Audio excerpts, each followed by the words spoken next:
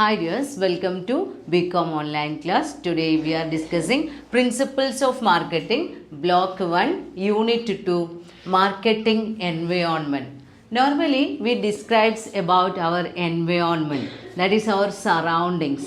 And just like that, marketing environment refers to the surrounding factors which will affect the marketing activity. നമ്മൾ സാധാരണ നമ്മുടെ അന്തരീക്ഷത്തെക്കുറിച്ച് പറയുന്നത് പോലെ തന്നെ മാർക്കറ്റിംഗ് ആക്ടിവിറ്റീസിനെ അഫക്റ്റ് ചെയ്യുന്ന അവരുടെ ആ ഒരു ചുറ്റുപാട് അല്ലെങ്കിൽ അവർ എക്സിസ്റ്റ് ചെയ്യുന്ന ആ ഒരു അന്തരീക്ഷം, അതിനെക്കുറിച്ച് എക്സ്പ്ലെയിൻ ചെയ്യുന്ന കൺസെപ്റ്റാണ് മാർക്കറ്റിംഗ് എൻവയോൺമെൻറ്റ്. അപ്പോൾ ഈ മാർക്കറ്റിംഗ് എൻവയോൺമെൻറ്റ് എന്ന് പറയുമ്പോൾ അതിൽ ഫിലിപ്പ് കോട്ട്ലർ ഡിഫൈൻ ചെയ്തിട്ടുള്ളത് the marketing environment of a company consists of actors and forces outside of marketing that affect marketing management's ability to develop and maintain successful transactions with its target consumers.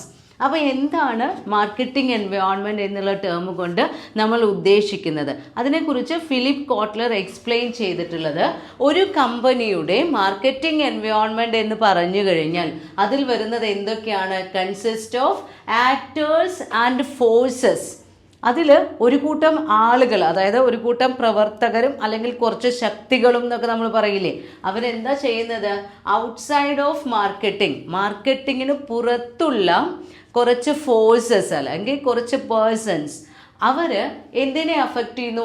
Affect marketing management's ability.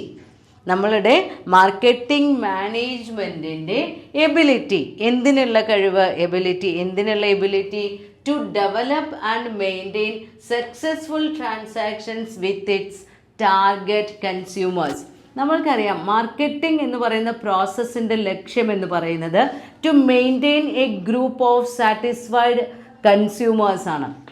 നമ്മളുടെ product അല്ലെങ്കിൽ നമ്മുടെ company offer ചെയ്യുന്ന service ഏത് ഉപഭോക്താക്കളെ മുന്നിൽ കണ്ടുകൊണ്ടാണോ നമ്മൾ produce ചെയ്യുന്നത്, അവരുടെ ആവശ്യങ്ങൾക്ക് ഏറ്റവും സ്യൂട്ടാകുന്ന രീതിയിലാണ് നമ്മളുടെ മാർക്കറ്റിംഗ് സ്ട്രാറ്റജി അല്ലെങ്കിൽ പ്രോഡക്റ്റ് ഡിസൈൻ എല്ലാം നമ്മൾ തീരുമാനിക്കുന്നത്.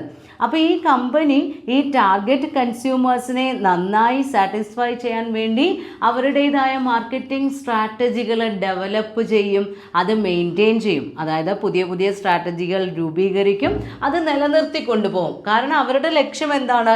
നമ്മളുടെ കൺസ്യൂമേഴ്സുമായി സക്സസ്ഫുൾ ട്രാൻസാക്ഷൻസ് നടത്തണം, ഏറ്റവും നല്ല രീതിയിൽ വിജയകരമായ ഇടപാടുകൾ നടത്തണം. അതാണ് മാർക്കറ്റിംഗ് മാനേജ്മെൻറ്റിൻ്റെ ലക്ഷ്യം.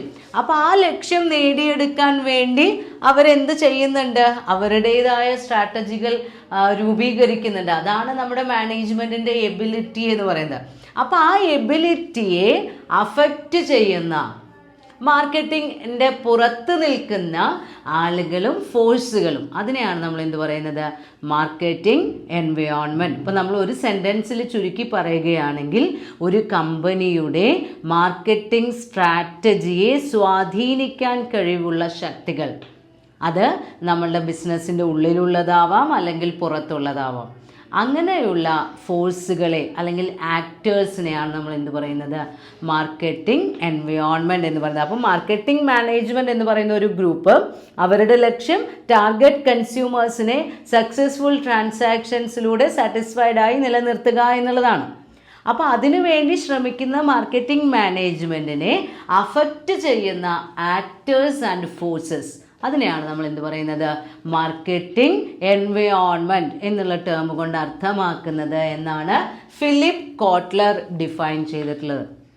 And according to the marketers opinion, ഇപ്പോൾ നമ്മൾ ഈ മാർക്കറ്റിങ്ങിനെ കുറിച്ച് പഠിക്കുന്ന അല്ലെങ്കിൽ അതിനെക്കുറിച്ച് അഭിപ്രായപ്പെടുന്ന ആളുകളുടെ ഒപ്പീനിയനിൽ അല്ലെങ്കിൽ അവരുടെ കാഴ്ചപ്പാടിൽ, there are 2 types of environment. നമ്മളുടെ മാർക്കറ്റിംഗ് മാനേജ്മെൻറ്റിനെ അഫക്റ്റ് ചെയ്യുന്ന 2 ടൈപ്പ് എൻവയോൺമെൻറ്റ് ഉണ്ട്. First one micro environment and second one macro environment. Micro environment include immediate environment. നമ്മുടെ ബിസിനസ്സുമായി വളരെ അടുത്ത് നിലനിൽക്കുന്ന ഫാക്ടേഴ്സാണ് അല്ലെങ്കിൽ ആക്ടേഴ്സാണ് മൈക്രോ എൻവയോൺമെൻറ്റിൽ വരുന്നത്. അതായത് തൊട്ടടുത്തുള്ള ബാധിക്കുന്ന ചില ഘടകങ്ങൾ നമുക്ക് ഒരു പരിധി വരെ ശ്രമിച്ചാൽ നിയന്ത്രിക്കാൻ കഴിയുന്ന തരം ഘടകങ്ങളാണ് മൈക്രോ എൻവയോൺമെൻറ്റിൽ വരുന്നത്. എന്നാൽ macro environment refers to the factors which are larger societal forces placed in outer circle. നമ്മുടെ മാനേജ്മെൻറ്റിൻ്റെ ഉള്ളിലല്ല, അല്ലെങ്കിൽ നമ്മുടെ സ്ഥാപനത്തിൻ്റെ ഏറ്റവും അടുത്തുള്ള പൊസിഷനിലല്ല, പുറത്ത്, ഈ ഓർഗനൈസേഷന് പുറത്തുള്ള നമ്മൾക്ക് കൺട്രോൾ ചെയ്യാനൊക്കെ വളരെ ബുദ്ധിമുട്ടുള്ള, അൺകൺട്രോളബിൾ എന്ന് തന്നെ പറയാം, നമ്മൾക്ക് ഒരിക്കലും ചിലപ്പോൾ അതിനെ നിയന്ത്രിക്കാനൊന്നും പറ്റില്ല, അങ്ങനെയുള്ള ഘടകങ്ങളാണ് മാക്രോ എൻവയോൺമെൻറ്റിൽ വരുന്നത്. ഇപ്പോൾ എക്സാമ്പിൾ പറയുകയാണെങ്കിൽ ഗവൺമെൻറ് പോളിസി, ടാക്സ് പോളിസിയൊക്കെ ഗവൺമെൻറ് ആണ് തീരുമാനിക്കുന്നത്. അതിനെ നമ്മൾക്ക് യാതൊരു തരത്തിലും ഇൻഫ്ലുവൻസ് ചെയ്യാൻ പറ്റില്ല. അങ്ങനെ നമ്മുടെ മാർക്കറ്റിംഗ് മാനേജ്മെൻറ്റിൻ്റെ അല്ലെങ്കിൽ ഓർഗനൈസേഷൻ്റെ ഔട്ടർ സർക്കിളിലുള്ള അൺകൺട്രോളബിൾ ആയിട്ടുള്ള ഫാക്ടേഴ്സ് വരുന്ന എൻവയോൺമെൻ്റ് ആണ് മാക്രോ എൻവയോൺമെൻറ്റ്. അപ്പോൾ മാർക്കറ്റിംഗ് എൻവയോൺമെൻറ്റ് രണ്ട് തരത്തിലുണ്ട്, മൈക്രോ ആൻഡ് മാക്രോ. നമ്മുടെ ടെക്സ്റ്റിൽ അതിനെ ഒരു സർക്കിളിൽ മാർക്ക് ചെയ്ത് തന്നിട്ടുണ്ട്. ഏറ്റവും സെൻറ്ററിൽ കമ്പനീസ് മാർക്കറ്റിംഗ് സ്ട്രാറ്റജി അല്ലെങ്കിൽ technical capacity, finance, sales force, ഇത്രയും കാര്യങ്ങളാണ് മാർക്കറ്റിംഗ് മാനേജ്മെൻറ്റിൻ്റെ എബിലിറ്റിയെ രൂപീകരിക്കുന്നത്. അതായത് നമ്മൾക്ക് അവൈലബിൾ ആയിട്ടുള്ള ഫിനാൻസ്, ടെക്നിക്കൽ കപ്പാസിറ്റി, നമ്മളുടെ മാർക്കറ്റിംഗ് സ്ട്രാറ്റജി, സെയിൽസ് ഫോഴ്സ്. ഇതിനെ അഫക്റ്റ് ചെയ്യുന്ന മൈക്രോ എൻവയോൺമെൻറ്റിൽ വരുന്ന ഘടകങ്ങളാണ് ഇൻ്റർമീഡിയറീസ്, കോമ്പറ്റേറ്റേഴ്സ്, സപ്ലയേഴ്സ്, കസ്റ്റമേഴ്സ്. അപ്പോൾ നമ്മൾ ഒന്ന് പരിശ്രമിച്ചു കഴിഞ്ഞാൽ ഈ ആളുകളെ, ഇപ്പോൾ ഇൻ്റർമീഡിയറീസ് ആണെങ്കിലും കോമ്പറ്റേറ്റേഴ്സ് ആണെങ്കിലും കസ്റ്റമേഴ്സ് ആണെങ്കിലും സപ്ലയേഴ്സ് ആണെങ്കിലും ഇവരുമായിട്ടൊക്കെ നല്ലൊരു റിലേഷൻ മെയിൻറ്റെയിൻ ചെയ്യാൻ നമ്മൾക്ക് പരിശ്രമിച്ചാൽ സാധിക്കും. എന്നാൽ മാക്രോ എൻവയോൺമെൻറ്റിൽ വരുന്ന ഘടകങ്ങൾ എന്ന് പറയുന്നത് technological environment, political and legal environment, economic environment, demographic environment, physical environment, അതുപോലെ തന്നെ സോഷ്യൽ ആൻഡ് കൾച്ചറൽ എൻവയോൺമെൻറ്റ്. നമ്മളുടെ സ്ഥാപനം നിലനിൽക്കുന്ന സമൂഹത്തിലുള്ള സാമൂഹ്യപരവും സാംസ്കാരികപരവും രാഷ്ട്രീയപരവുമായിട്ടുള്ള അന്തരീക്ഷങ്ങളൊക്കെയാണ്. അപ്പോൾ അതൊന്നും നമ്മളുടെ ഒരു സ്ഥാപനം വിചാരിച്ചാൽ മാത്രം അതിൽ മാറ്റങ്ങൾ വരുത്താൻ കഴിയില്ല.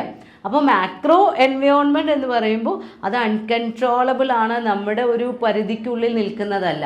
അപ്പോൾ മൈക്രോ എൻവയോൺമെൻറ്റും മാക്രോ എൻവയോൺമെൻറ്റും എന്തിനെ സ്വാധീനിക്കുന്നുണ്ട്? മാർക്കറ്റിംഗ് മാനേജ്മെൻറ്റിൻ്റെ എബിലിറ്റി, അവരുടെ ടാർഗറ്റ് കൺസ്യൂമേഴ്സിനെ സാറ്റിസ്ഫൈഡ് ആക്കി നിലനിർത്താൻ വേണ്ടി സക്സസ്ഫുൾ ട്രാൻസാക്ഷൻസ് നടത്തുന്ന ആ കപ്പാസിറ്റിയെ അഫക്റ്റ് ചെയ്യുന്ന രണ്ട് ഘടകങ്ങളാണ് മൈക്രോ എൻവയോൺമെൻറ്റും മാക്രോ എൻവയോൺമെൻറ്റും. സോ മാർക്കറ്റിംഗ് എൻവയോൺമെൻറ്റിൽ നമ്മൾ പറഞ്ഞു രണ്ട് ടൈപ്പ് ഓഫ് എൻവയോൺമെൻറ്റ് ഉണ്ട്, മൈക്രോ ആൻഡ് മാക്രോ. അപ്പോൾ മൈക്രോ എൻവയോൺമെൻറ്റ് എന്ന് പറയുന്ന കൺസെപ്റ്റിൽ വരുന്ന ഫാക്ടേഴ്സ് ആരൊക്കെയാണ്? ഫസ്റ്റ് വൺ, ഇൻറ്റേർണൽ എൻവയോൺമെൻറ്റ്, നമ്മുടെ ഓർഗനൈസേഷനിൽ തന്നെയുള്ള ഘടകങ്ങൾ. ഇപ്പോൾ നമ്മൾ പറഞ്ഞു ഒരു പ്രൊഡക്റ്റ് അല്ലെങ്കിൽ ഒരു സർവീസ് ഒരു സ്ഥാപനം അൾട്ടിമേറ്റ് കൺസ്യൂമേഴ്സിൽ എത്തിക്കണമെങ്കിൽ അതിൻ്റെ ഇൻപുട്ട് അവൈലബിലിറ്റി മുതൽ പ്രൊഡക്ഷൻ പാറ്റേൺ ആണെങ്കിലും നമ്മളുടെ ടെക്നോളജിക്കൽ കപ്പാസിറ്റി ആണെങ്കിലും മാർക്കറ്റിംഗ് സ്ട്രാറ്റജി ആണെങ്കിലും എല്ലാം ആ ഒരു പ്രോസസ്സിനെ അഫക്റ്റ് ചെയ്യുന്നുണ്ട്. അപ്പോൾ ഒരു ബിസിനസ്സിൻ്റെ ഉള്ളിലുള്ള financial, production, human resource capabilities which affect it's working pattern. അപ്പോൾ ഇങ്ങനെയുള്ള ഒരു സ്ഥാപനത്തിൽ ഇപ്പോൾ നമ്മൾ എന്തൊരു കാര്യം തീരുമാനിക്കുമ്പോഴും നമ്മളുടെ കേപ്പബിലിറ്റി ആദ്യം നോക്കണം. ഇപ്പോൾ പുതിയൊരു പ്രോഡക്റ്റ് പ്രൊഡ്യൂസ് ചെയ്യാൻ വേണ്ടി നമ്മുടെ റിസർച്ച് ആൻഡ് ഡെവലപ്മെൻറ്റ് ടീം നമ്മളോട് റെക്കമെൻഡ് ചെയ്തു എന്ന് വിചാരിക്കാം. അപ്പോൾ ആ ഒരു പുതിയ പ്രോഡക്റ്റ് മാർക്കറ്റിൽ ലോഞ്ച് ചെയ്യണമെങ്കിൽ അല്ലെങ്കിൽ അത് ആദ്യം പ്രൊഡ്യൂസ് ചെയ്യണമെങ്കിൽ അതിനാവശ്യമുള്ള ടെക്നിക്കൽ കപ്പാസിറ്റി നമ്മൾക്ക് അവൈലബിൾ ആണോ എന്ന് നോക്കണം. അതേപോലെ തന്നെ നമ്മളുടെ മാർക്കറ്റിംഗ് ഡിപ്പാർട്ട്മെൻറ്റുമായി മറ്റുള്ള ഡിപ്പാർട്ട്മെൻറ്റ്സ് എത്രമാത്രം കോപ്പറേറ്റ് ചെയ്യുന്നു എന്ന് നോക്കണം. ഒരു സ്ഥാപനത്തിൽ ഫിനാൻസ് ഡിപ്പാർട്ട്മെൻ്റ് ഉണ്ടാവും, പേഴ്സണൽ ഡിപ്പാർട്ട്മെൻ്റ് ഉണ്ടാവും, സെയിൽസ് ഡിപ്പാർട്ട്മെൻ്റ് ഉണ്ടായിരിക്കും, പ്രൊഡക്ഷൻ ഡിപ്പാർട്ട്മെൻ്റ് ഉണ്ടായിരിക്കും, റിസർച്ച് ആൻഡ് ഡെവലപ്മെൻറ്റ്, അങ്ങനെ ഒരുപാട് ഡിപ്പാർട്ട്മെൻറ്റ്സ് ഉണ്ടായിരിക്കും. അപ്പോൾ ഈ മാർക്കറ്റിംഗ് ടീം കൊണ്ടുവരുന്ന സ്ട്രാറ്റജീസുമായിട്ട് മറ്റ് ഡിപ്പാർട്ട്മെൻറ്റുകൾ എത്രമാത്രം സഹകരിക്കുന്നു, അത് നമ്മളുടെ ആ ഒരു പ്രോസസ്സിനെ, മാർക്കറ്റിംഗ് പ്രോസസ്സിൻ്റെ സക്സസ്സിനെ അഫക്റ്റ് ചെയ്യുന്നുണ്ട്. അപ്പോൾ ഒരു സ്ഥാപനത്തിൻ്റെ ഉള്ളിലുള്ള കാര്യങ്ങൾ, ഇൻറ്റേർണൽ എൻവയോൺമെൻ്റ് ആണ് ആദ്യം നമ്മൾ നോക്കുന്നത്. അപ്പോൾ അതിൽ സ്ഥാപനത്തിനുള്ളിൽ നമ്മൾക്ക് അവൈലബിൾ ആയിട്ടുള്ള ഫെസിലിറ്റീസ് ഉണ്ട്. ഇപ്പോൾ ഇതിൽ existing facilities are not enough for expansion. അങ്ങനെയുള്ളൊരു സാഹചര്യമാണെങ്കിൽ, അതായത് നമ്മൾക്ക് നമ്മുടെ സ്ട്രാറ്റജീസൊക്കെ എക്സ്പാൻഡ് ചെയ്യണമെന്നുണ്ട്, ബിസിനസ്സിൻ്റെ വോള്യൂം വർദ്ധിപ്പിക്കണമെന്നുണ്ട്, പക്ഷേ അതിനുള്ള കപ്പാസിറ്റി നമ്മുടെ സ്ഥാപനത്തിനുള്ളിൽ ഇല്ലെങ്കിൽ ആ പ്ലാൻ സക്സസ് ആവില്ല. അപ്പോൾ ടോപ്പ് മാനേജ്മെൻറ്റ് മാർക്കറ്റിംഗ് ഡിപ്പാർട്ട്മെൻറ്റിൻ്റെ സ്ട്രാറ്റജീസുമായിട്ട് ഒന്ന് അഡ്ജസ്റ്റ് ചെയ്യണമെങ്കിൽ, അല്ലെങ്കിൽ അവരതിന് നമ്മൾക്ക് അനുമതി നൽകണമെങ്കിൽ, അത് ആ സ്ട്രാറ്റജി നടപ്പിലാക്കാനുള്ള അതിൻ്റെ ഇംപ്ലിമെൻറ്റേഷന് വേണ്ട സോഴ്സുകൾ നമ്മുടെ സ്ഥാപനത്തിൽ അവൈലബിൾ ആയിരിക്കണം. അപ്പോൾ ഫസ്റ്റ് ഫാക്ടർ എന്ന് പറയുന്നത് ഓർഗനൈസേഷൻസ് ഇൻറ്റേർണൽ എൻവയോൺമെൻ്റ് ആണ്. ദെൻ സെക്കൻഡ് ഫാക്ടർ എന്ന് പറയുന്നത് സപ്ലയേഴ്സ് ആണ്. സപ്ലയേഴ്സ് എന്ന് പറഞ്ഞു കഴിഞ്ഞാൽ നമുക്കറിയാം, the persons who supply the input to our concern. നമ്മുടെ സ്ഥാപനത്തിലേക്ക് നമ്മളുടെ പ്രൊഡക്ഷൻ പ്രോസസ്സിന് ആവശ്യമായിട്ടുള്ള റോ മെറ്റീരിയൽസ് അല്ലെങ്കിൽ ഇൻപുട്സ് സപ്ലൈ ചെയ്യുന്ന ആളുകളാണ് സപ്ലയേഴ്സ് എന്ന് പറയുന്നത്. അപ്പം നമ്മൾ സെലക്ട് ചെയ്യുന്ന സപ്ലയർ എന്ന് പറയുന്നത് ആരായിരിക്കും? The person who ensures smooth continuous supply of input with quality material. ഏറ്റവും നല്ല ടേംസിൽ സപ്ലയേഴ്സുമായിട്ട് നമ്മൾക്ക് പേയ്മെൻറ്റിനുള്ള ഫെസിലിറ്റി, ചില ആളുകൾ നമ്മൾക്ക് ഡെഫേർഡ് പേയ്മെൻറ്റിനുള്ള സൗകര്യമൊക്കെ ചെയ്തു തരും. ഇമ്മീഡിയറ്റ് ആയിട്ട് ക്യാഷ് പേയ്മെൻറ്റ് വേണ്ട, പ്രൊഡക്ഷൻ നടന്ന് പ്രോഡക്റ്റിൻ്റെ സെയിൽസ് നടത്തിയിട്ട് നിങ്ങൾ പേയ്മെൻറ്റ് നൽകിയാൽ മതി. അങ്ങനെ ഒരു ഗ്യാപ്പ്, കുറച്ചൊരു സമയപരിധിയൊക്കെ പേയ്മെൻറ്റിന് വേണ്ടി നൽകുന്ന കസ്റ്റമേഴ്സ് ഉണ്ടായിരിക്കും. അതായത് സപ്ലയേഴ്സ്, നമുക്ക് പ്രോഡക്റ്റ് നൽകുന്ന സപ്ലയേഴ്സ് ഉണ്ടായിരിക്കും. അപ്പോൾ അവരുടെ കസ്റ്റമറാണ് നമ്മൾ. അപ്പോൾ കസ്റ്റമേഴ്സിന് നല്ല രീതിയിലുള്ള ടേംസ് പ്രൊവൈഡ് ചെയ്യുന്ന സപ്ലയേഴ്സ് ഉണ്ടാവും. അതേപോലെ തന്നെ നല്ല ക്വാളിറ്റി പ്രോഡക്റ്റ് സപ്ലൈ ചെയ്യുന്ന ആളുകളുണ്ടാവും.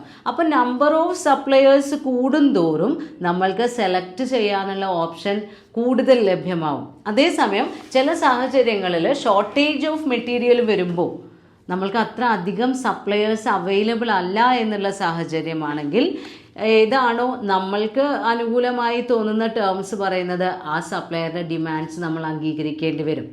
അപ്പോൾ സപ്ലയേഴ്സിൻ്റെ സ്ട്രാറ്റജി, നമ്മൾക്ക് കണ്ടിന്യൂസ് ഫ്ലോ ഓഫ് ഇൻപുട്ട് ആവശ്യമുള്ള സമയത്ത് എല്ലാം തരുന്ന ആളാണെങ്കിൽ നമ്മൾക്കത് വാങ്ങി സ്റ്റോർ ചെയ്യേണ്ട ആവശ്യമൊന്നും വരില്ല.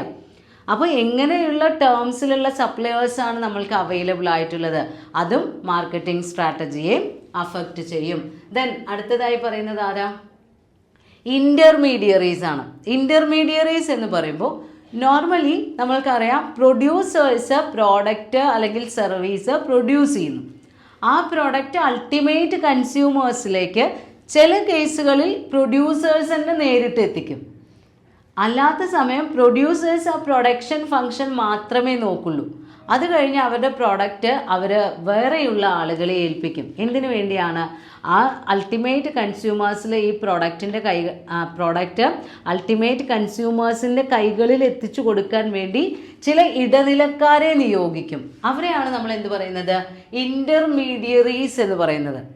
വിതരണം ചെയ്യുന്ന ആളുകൾ, ഡിസ്ട്രിബ്യൂട്ടേഴ്സ്, ഹോൾസെയിലേഴ്സ് എന്നൊക്കെ നമ്മൾ പറയില്ലേ, ഒരു ചാനൽ ഓഫ് ഡിസ്ട്രിബ്യൂഷൻ പോലെ. അപ്പോൾ ഇത്തരം ഇൻ്റർമീഡിയറീസ് ഈ പ്രോസസ്സിൽ അല്ലെങ്കിൽ അവർ ചെയ്യുന്ന ആ ഫങ്ഷനിൽ എക്സ്പീരിയൻസ്ഡ് ആയ ആളുകളായിരിക്കും. ദേ നോർമലി പ്രിഫർ ബ്രാൻഡഡ് പ്രോഡക്ട്സ്. അപ്പോൾ അവർക്ക് കൺസ്യൂമേഴ്സിന് ഏറ്റവും നല്ല പ്രോഡക്റ്റ് കൊടുക്കണം എന്ന ആഗ്രഹമുള്ള ആളുകളായിരിക്കും. അപ്പോഴേ അവർക്ക് അവരുടെ ബിസിനസ് വീണ്ടും ഗ്രോ ചെയ്യാൻ പറ്റുള്ളൂ. അപ്പോൾ ഈ ഇൻ്റർമീഡിയറീസ് പലപ്പോഴും പുതിയ പുതിയ കമ്പനികളുടെ പ്രോഡക്റ്റ് ഏറ്റെടുക്കാൻ അല്ലെങ്കിൽ ആ റിസ്ക് ഏറ്റെടുക്കാൻ തയ്യാറാവില്ല. കാരണം ബ്രാൻഡഡ് കമ്പനീസ് ആണെങ്കിൽ, അല്ലെങ്കിൽ ആൾറെഡി നമ്മുടെ കമ്പനി എക്സിസ്റ്റ് ചെയ്യുന്ന കമ്പനി ആണെങ്കിൽ അവരുമായിട്ട് നല്ലൊരു ടേംസിൽ എത്തിയിട്ടുണ്ടാവും. ഓൾറെഡി അവരൊരു ഗുഡ് ടേംസിലാവും. അവർക്ക് കൊടുക്കുന്ന കമ്മീഷൻ അല്ലെങ്കിൽ അവർക്ക് കിട്ടുന്ന ഡിസ്കൗണ്ട്, ഇതിനെ പറ്റിയൊക്കെ നല്ലൊരു നിലപാടിൽ അവർ ഓൾറെഡി എത്തിക്കഴിഞ്ഞിട്ടുണ്ടായിരിക്കും. അപ്പോൾ അങ്ങനെ സ്മൂത്തായി പോകുന്ന സമയത്ത് പുതിയൊരു കമ്പനി മാർക്കറ്റിലേക്ക് വരുമ്പോൾ ഞങ്ങളുടെ പ്രോഡക്റ്റ് നിങ്ങൾ വിതരണം ചെയ്യുമോ എന്ന് ചോദിക്കുമ്പോൾ ആ റിസ്ക് ഏറ്റെടുക്കാൻ പലപ്പോഴും പല ഇൻ്റർമീഡിയറീസും തയ്യാറാവാറില്ല. പിന്നെ നമ്മൾ അത്രയും നല്ല ഓഫറുകൾ നൽകുമ്പോൾ മാത്രമേ നമ്മുടെ പ്രോഡക്റ്റ് അവർ ആക്സെപ്റ്റ് ചെയ്യുള്ളൂ. അപ്പോൾ ഈ ഇൻ്റർമീഡിയറീസിൻ്റെ പോളിസികളും നമ്മളുടെ കമ്പനിയുടെ മാർക്കറ്റിംഗ് സ്ട്രാറ്റജിയെ അഫക്റ്റ് ചെയ്യാറുണ്ട്. പുതിയൊരു കമ്പനിയൊക്കെ ആണെങ്കിൽ അവർക്ക് നല്ലൊരു വെല്ലുവിളി തന്നെയാണിത്. ദെൻ അടുത്ത ഗ്രൂപ്പ് എന്ന് പറയുന്നത് കോമ്പറ്റേറ്റേഴ്സ് ആണ്. കോമ്പറ്റേറ്റേഴ്സ് എന്ന് പറയുമ്പോൾ നമ്മൾ ഡീൽ ചെയ്യുന്ന പ്രൊഡക്റ്റ് അല്ലെങ്കിൽ നമ്മൾ ഓഫർ ചെയ്യുന്ന സർവീസ് അതേപോലെയുള്ള സിമിലർ സർവീസുകൾ ഓഫർ ചെയ്യുന്ന കമ്പനികളുണ്ടായിരിക്കും. അവരെയാണ് നമ്മൾ കോമ്പറ്റേറ്റേഴ്സ് എന്ന് നോർമലി സൂചിപ്പിക്കാറുള്ളത്. അപ്പോൾ അവിടെ സാധാരണയായി മാർക്കറ്റിൽ സിമിലർ പ്രോഡക്റ്റ് ഡീൽ ചെയ്യുന്ന പ്രൊഡ്യൂസേഴ്സ് തമ്മിലുണ്ടാകുന്ന ഒരു കോമ്പറ്റീഷൻ പ്രൈസ് കോമ്പറ്റീഷനാണ്. പ്രോഡക്റ്റിന് ചാർജ് ചെയ്യുന്ന പ്രൈസ് എക്സ് എന്ന് പറയുന്ന കമ്പനി 10 രൂപ ചാർജ് ചെയ്യുമ്പോൾ വൈ എന്ന് പറയുന്ന സെയിം പ്രോഡക്റ്റ് ഓഫർ ചെയ്യുന്ന കമ്പനി 9 രൂപയ്ക്ക് ആ പ്രോഡക്റ്റ് നൽകി കഴിഞ്ഞാൽ ക്വാളിറ്റിയിലൊന്നും വ്യത്യാസമില്ലെങ്കിൽ കസ്റ്റമേഴ്സ് നോർമലി ആ 9 രൂപയുടെ പ്രോഡക്റ്റാണ് സെലക്ട് ചെയ്യുക. വേറെ ബാക്കി കാര്യങ്ങളിലൊന്നും വ്യത്യാസമില്ല എന്ന് വിചാരിക്കാം. അതായിരുന്നു പണ്ടുണ്ടായിരുന്ന കോമ്പറ്റീഷൻ, വെറും പ്രൈസ് കോമ്പറ്റീഷൻ മാത്രം. എന്നാൽ ഇന്ന് അങ്ങനെയല്ല. പ്രൈസ് കോമ്പറ്റീഷന് പുറമേ പ്രോഡക്റ്റ് ഡിഫറൻഷിയേഷൻ്റെ കോമ്പറ്റീഷൻ ഉണ്ട്. ഓരോ കമ്പനികളും അവരുടെ പ്രോഡക്റ്റിനെ ഒരു സംതിങ് ഡിഫറൻ്റ് ആയിട്ടാണ് മാർക്കറ്റിൽ ലോഞ്ച് ചെയ്യുന്നത്. അപ്പോൾ ഉൽപ്പന്ന വൈവിധ്യവൽക്കരണം അതൊരു പ്രശ്നമാണ്. അതേപോലെ തന്നെ ബ്രാൻഡ്, പ്രോഡക്റ്റിൻ്റെ മോഡലുകൾ, ക്വാളിറ്റി അല്ലെങ്കിൽ വോള്യം, അവൈലബിൾ ആയിട്ടുള്ള വോള്യൂംസ്. ഇപ്പോൾ 10 ഗ്രാമിൻ്റെ പാക്കറ്റ് മുതൽ 5 കിലോഗ്രാമിൻ്റെ പാക്കറ്റ് വരെ പ്രോഡക്റ്റ് അവൈലബിൾ ആയിരിക്കും. അപ്പോൾ ഒരു വെറൈറ്റി ഓഫ് പ്രോഡക്റ്റ് നൽകുന്ന കോമ്പറ്റേറ്റേഴ്സുമായി നമ്മൾക്ക് മത്സരിച്ച് നിൽക്കണമെങ്കിൽ നമ്മളുടെ മാർക്കറ്റിംഗ് സ്ട്രാറ്റജി അത്രയും എഫിഷ്യൻ്റ് ആയിരിക്കണം. അപ്പോൾ കോമ്പറ്റേറ്റേഴ്സിനെയും നമ്മൾ കൺസിഡർ ചെയ്യണം നമ്മുടെ മാർക്കറ്റിംഗ് സ്ട്രാറ്റജി. കാരണം അവരുടെ പരസ്യങ്ങൾ ചിലപ്പോൾ ചില ആളുകൾ ഉണ്ടായിരിക്കും തെറ്റായിട്ടുള്ള വാഗ്ദാനങ്ങളൊക്കെ ആയിരിക്കും പരസ്യങ്ങളിൽ നൽകുന്നത്. പക്ഷേ അവർക്കും കൺസ്യൂമേഴ്സ് ഉണ്ടാവും. അപ്പോൾ അവരുടെയൊക്കെ ആ വലയങ്ങളിൽ നിന്നെന്ന് പറയില്ലേ, ആ ഒരു വിഷ്യ സർക്കിളിൽ നിന്ന് നമ്മൾക്ക് നമ്മുടെ ടാർഗറ്റ് കൺസ്യൂമേഴ്സിനെ നമ്മൾക്കായിട്ട് കിട്ടണം. അതിന് നമ്മൾ നന്നായി കോമ്പീറ്റ് തന്നെ വേണം. പിന്നെ ഓൾറെഡി എക്സ്പോർട്ട് ചെയ്യുന്ന കമ്പനികളൊക്കെ ഉണ്ടാവും. അപ്പോൾ അവരോടൊക്കെ മത്സരിച്ച് നിലനിൽക്കണമെങ്കിൽ മാർക്കറ്റിംഗ് സ്ട്രാറ്റജി അത്രയും സ്ട്രോങ് ആയിരിക്കണം. ദെൻ ലാസ്റ്റിൽ വരുന്നത് കസ്റ്റമേഴ്സാണ്. നമ്മളുടെ അൾട്ടിമേറ്റ് എയിം എന്ന് പറയുന്നത് എന്താ? കസ്റ്റമർ സാറ്റിസ്ഫാക്ഷൻ, ലോയൽ കസ്റ്റമേഴ്സിനെ മെയിൻറ്റെയിൻ ചെയ്യുക എന്നുള്ളതാണ് മോഡേൺ മാർക്കറ്റിങ്ങിൻ്റെ ലക്ഷ്യം. അപ്പോൾ കസ്റ്റമേഴ്സ് എന്ന് പറയുമ്പോൾ the persons who uses our product, who consumes our product. നമ്മുടെ പ്രോഡക്റ്റ് പൈസ കൊടുത്ത് വാങ്ങി ഉപയോഗിക്കുന്ന ആളുകളാണ് നമ്മുടെ കൺസ്യൂമേഴ്സ് അല്ലെങ്കിൽ കസ്റ്റമേഴ്സ്. കസ്റ്റമർ എന്ന കാറ്റഗറി വരുമ്പോൾ മുഴുവൻ ഇൻഡിവിജ്വൽ കൺസ്യൂമേഴ്സ് ആയിരിക്കില്ല, ബയേഴ്സ് ഉണ്ടാവും. അപ്പോൾ നമ്മുടെ പ്രൊഡ്യൂസേഴ്സ് പ്രോഡക്റ്റ് വിൽക്കുന്നത് മറ്റ് ഇടനിലക്കാരായ കച്ചവടക്കാർക്കായിരിക്കും. ഇപ്പോൾ ഹോൾസെയിലേഴ്സിനൊക്കെ വിൽക്കുന്നതെങ്കിൽ അവർ വാങ്ങിക്കുന്ന എല്ലാ പ്രോഡക്റ്റും അവർ വാങ്ങി ഉപയോഗിക്കുകയല്ല, അവർ റീറ്റെയിലേഴ്സിന് വിൽക്കാൻ വേണ്ടിയാണ് പ്രോഡക്റ്റ് വാങ്ങിക്കുന്നത്. ഇൻ്റർനാഷണൽ ബയേഴ്സ് ഉണ്ടായിരിക്കും. അപ്പം നമ്മുടെ ടാർഗറ്റ് കസ്റ്റമേഴ്സ് ആരാണ്? അവരെ എങ്ങനെ നമ്മൾക്ക് ക്യാപ്ചർ ചെയ്തെടുക്കാം? ഇത്രയും മത്സരം നിലനിൽക്കുന്ന ഒരു മാർക്കറ്റിൽ നിന്ന് നമ്മുടെ കസ്റ്റമേഴ്സിനെ നമ്മൾക്ക് ക്രിയേറ്റ് ചെയ്തെടുക്കുക അല്ലെങ്കിൽ അവരെ നമ്മുടെ കൈകളിലേക്ക് എത്തിക്കുക എന്ന് പറയുന്നത് മാർക്കറ്റിംഗ് ഡിപ്പാർട്ട്മെൻറ്റിന് വളരെ പ്രയാസമുള്ളൊരു ജോലിയാണ്. അപ്പോൾ ഈ കസ്റ്റമേഴ്സിൻ്റെ ഉള്ളിൽ നമ്മുടെ പ്രൊഡക്റ്റിനെ കുറിച്ചൊരു ഇമേജ് ഉണ്ടാക്കി അവരെ അത് വാങ്ങാൻ പ്രേരിപ്പിച്ച് വാങ്ങി ഉപയോഗിച്ചതിന് ശേഷവും നമ്മുടെ ഏറ്റവും നല്ല സേവനങ്ങളിലൂടെ അവരെ മെയിൻറ്റെയിൻ ചെയ്യാൻ കഴിയണം. ലോയൽ കസ്റ്റമേഴ്സ് ഉണ്ടെങ്കിൽ മാത്രമേ നമ്മളുടെ സ്ഥാപനത്തിന് ഒരു നിലനിൽപ്പുണ്ടാവുള്ളൂ. അപ്പോൾ അതിനുവേണ്ടി ഇന്നത്തെ കാലത്ത് ഒരുപാട് കമ്പനികൾ കുറേ കൺസ്യൂമർ പ്രോഗ്രാമുകളൊക്കെ നടത്താറുണ്ട്, സ്കീമുകളൊക്കെ. സ്ഥിരമായി നമ്മുടെ പ്രോഡക്റ്റ് വാങ്ങിക്കുന്ന കസ്റ്റമേഴ്സിനൊക്കെ ഓരോ കാർഡുകൾ ഇഷ്യൂ ചെയ്യുക, പ്രീമിയം ബോണസ് കാർഡ് എന്നൊക്കെ പറഞ്ഞിട്ട് ഓരോ കാർഡൊക്കെ കൊടുക്കും. എന്നിട്ട് അതിൽ പർച്ചേസ് പോയിന്റുകൾ ഇത്ര % ആയിക്കഴിഞ്ഞാൽ അല്ലെങ്കിൽ ഇത്ര പോയിന്റ്സ് ആയിക്കഴിഞ്ഞാൽ അതിനെ നമുക്ക് ക്യാഷ് ആക്കി കൺവേർട്ട് ചെയ്യാം, അല്ലെങ്കിൽ അത്രയും രൂപയ്ക്കുള്ള അഡീഷണൽ പർച്ചേസ് നടത്താം. അങ്ങനെ കുറേ ലോയൽ കൺസ്യൂമർ പ്രോഗ്രാമുകളൊക്കെ നമ്മുടെ കമ്പനീസ് ഇംപ്ലിമെൻ്റ് ചെയ്യാറുണ്ട്. അപ്പോൾ ഒരു കമ്പനി അതിൻ്റെ മാർക്കറ്റിംഗ് സ്ട്രാറ്റജി രൂപീകരിക്കുന്ന സമയത്ത് അതിൻ്റെ മൈക്രോ എൻവയോൺമെൻറ്റിൽ വരുന്ന ഫോഴ്സുകളാണ് internal environment, suppliers, intermediaries, competitors and customers. Marketing എൻവയോൺമെൻറ്റിലെ മാക്രോ എൻവയോൺമെൻറ്റൽ ഫാക്ടേഴ്സ് ആയിട്ട് വരുന്നത് ഏതൊക്കെ ഘടകങ്ങളാണെന്ന് നോക്കാം. First one, physical environment. ഭൗതികപരമായിട്ടുള്ള നമ്മളുടെ ഭൂമിയിൽ നിന്ന് നമ്മൾക്ക് അവൈലബിൾ ആയ കുറേ റിസോഴ്സസ് ഉണ്ട്. Renewable and non renewable resources. ചില കാര്യങ്ങൾ നമ്മൾ ഉപയോഗിക്കുന്ന നമ്മുടെ കമ്പനി പ്രൊഡക്ഷന് വേണ്ടി അല്ലെങ്കിൽ നമ്മൾ പ്രൊവൈഡ് ചെയ്യുന്ന സർവീസിൻ്റെ ഇൻഗ്രീഡിയൻ്റായി ഉപയോഗിക്കുന്ന ചില ഘടകങ്ങൾ നമ്മൾക്ക് വീണ്ടും ക്രിയേറ്റ് ചെയ്തെടുക്കാൻ പറ്റുന്ന നാച്ചുറൽ റിസോഴ്സസ് ഉണ്ട്. ഇപ്പോൾ കാർഷിക ഉൽപ്പന്നങ്ങളാണെങ്കിൽ കൃഷി നടത്തുന്നതിലൂടെ നമ്മൾക്ക് ആ ഉൽപ്പന്നങ്ങൾ വീണ്ടും റിക്രിയേറ്റ് ചെയ്തെടുക്കാം. എന്നാൽ ചില അസംസ്കൃത വസ്തുക്കൾ എന്ന് പറയുന്നത് നോൺ റിന്യൂവബിൾ ആണ്. ഇപ്പോൾ എക്സാമ്പിൾ പറയുകയാണെങ്കിൽ നമ്മൾ ഖനനം ചെയ്തെടുക്കുന്ന കൽക്കരി അല്ലെങ്കിൽ പെട്രോളിയം പ്രോഡക്ട്സ്, പലതരത്തിലുള്ള പെട്രോളിയം പ്രോഡക്ട്സ്, ഗ്യാസ്, അങ്ങനെയൊക്കെയുള്ള കാര്യങ്ങൾ എടുക്കും തോറും കുറയുന്ന റിസോഴ്സുകളാണ്. അപ്പോൾ നമ്മളുടെ പ്രൊഡക്ഷന് വേണ്ടി ഉപയോഗിക്കുന്ന ഇത്തരം ഘടകങ്ങൾ എത്രമാത്രം അവൈലബിൾ ആണ്. ഇപ്പോൾ ഫോറസ്റ്റിൽ നിന്നോ അതല്ലെങ്കിൽ നമ്മുടെ കാർഷിക മേഖലയിൽ നിന്നൊക്കെ കിട്ടുന്നതാണെങ്കിൽ നമുക്ക് വീണ്ടും അത് ക്രിയേറ്റ് ചെയ്തെടുക്കാവുന്നതേ ഉള്ളൂ. എന്നാൽ ഈ പെട്രോളിയം പ്രോഡക്ട്സ് ഒന്നും നമ്മൾക്ക് അങ്ങനെ റിന്യൂ ചെയ്യാൻ പറ്റില്ല. അപ്പോൾ നമ്മളുടെ സ്ഥാപനം എത്രമാത്രം ഇത്തരത്തിലുള്ള റിസോഴ്സുകൾ ഉപയോഗിക്കുന്നുണ്ട്, നമ്മളുടെ ഗവൺമെൻറ്റിൻ്റെ പോളിസി എങ്ങനെയാണ്. ഇപ്പോൾ ഇന്ത്യയൊക്കെ പെട്രോളിയം ഇറക്കുമതി ചെയ്യുന്ന രാജ്യമാണ്. അപ്പോൾ നമ്മളുടെ ഇന്ത്യ ഗവൺമെൻറ്റിൻ്റെ നയങ്ങൾ അത്തരം ഉൽപ്പന്നങ്ങൾ ഉപയോഗിച്ചുകൊണ്ട് നമ്മൾ ഒരു പ്രോസസ്സ് നടത്തുന്ന സ്ഥാപനമാണെങ്കിൽ ആ ഗവൺമെൻറ് പോളിസിക്ക് അനുസരിച്ച് നമ്മുടെ പ്രൊഡക്ഷൻ പാറ്റേണിലൊക്കെ വ്യത്യാസം വരുത്തേണ്ടി വരും. അപ്പോൾ ഈ റിസോഴ്സസും അതിൻ്റെ അവൈലബിലിറ്റി നമ്മളുടെ മാർക്കറ്റിംഗ് സ്ട്രാറ്റജിയെ അഫക്റ്റ് ചെയ്യാറുണ്ട്. ദെൻ രണ്ടാമതായി പറയുന്നത് ടെക്നോളജിക്കൽ എൻവയോൺമെൻ്റ് ആണ്. സാങ്കേതിക വിദ്യ. Introduction of computers and other electronic equipments paved the way for an easy development in processing. എല്ലാ വർക്കുകളിലും ഏത് പ്രൊഡക്ഷൻ പ്രോസസ്സ് ആണെങ്കിലും അല്ലെങ്കിൽ ഏത് സർവീസ് റെൻഡറിങ് കൺസേൺ ആണെങ്കിലും അവിടെ ആധുനിക ഉപകരണങ്ങൾ, ഏറ്റവും സോഫിസ്റ്റിക്കേറ്റഡ് ആയിട്ടുള്ള ടെക്നോളജി ഉപയോഗിച്ച് നിർമ്മിക്കുന്ന എക്യുപ്മെൻറ്റ്സ് ഉപയോഗിക്കുമ്പോൾ പ്രവർത്തനങ്ങൾ വളരെ വേഗം നടക്കും അല്ലേ. ഇപ്പോൾ പ്രിൻറ്റിങ് എന്ന് പറയുന്നത് പണ്ടൊക്കെ അച്ചുകൾ നിരത്തി മഷി പുരട്ടി പ്രിൻറ്റിങ് നടത്തിയിരുന്നു. എന്നാൽ ഇപ്പോൾ ലേസർ പ്രിൻറ്റിങ് ഉണ്ട്, 3D പ്രിൻറ്റിങ് ഉണ്ട്, എന്തൊക്കെയോ ടെക്നിക്കുകളുണ്ട്. അപ്പോൾ ആധുനിക സാങ്കേതിക വിദ്യയിലുണ്ടാകുന്ന മാറ്റം, ആ മാറ്റം ഉണ്ടായാൽ മാത്രം പോരാ, അത് അഡോപ്റ്റ് ചെയ്യാനുള്ള, അത് അഫോർഡ് ചെയ്യാനുള്ള ഒരു കപ്പാസിറ്റി നമ്മുടെ സ്ഥാപനത്തിന് വേണം. ഇപ്പോൾ നമ്മൾക്ക് ഇപ്പോൾ ഒരു മാഗസിൻ എഡിഷൻ നടത്തുന്ന സ്ഥാപനമാണെങ്കിൽ അവിടെ നല്ല ഏറ്റവും ലേറ്റസ്റ്റ് ആയ ടെക്നോളജി അഡോപ്റ്റ് ചെയ്യാൻ കഴിയണമെങ്കിൽ നമ്മൾക്കത് വാങ്ങിക്കാനുള്ള കപ്പാസിറ്റി വേണം.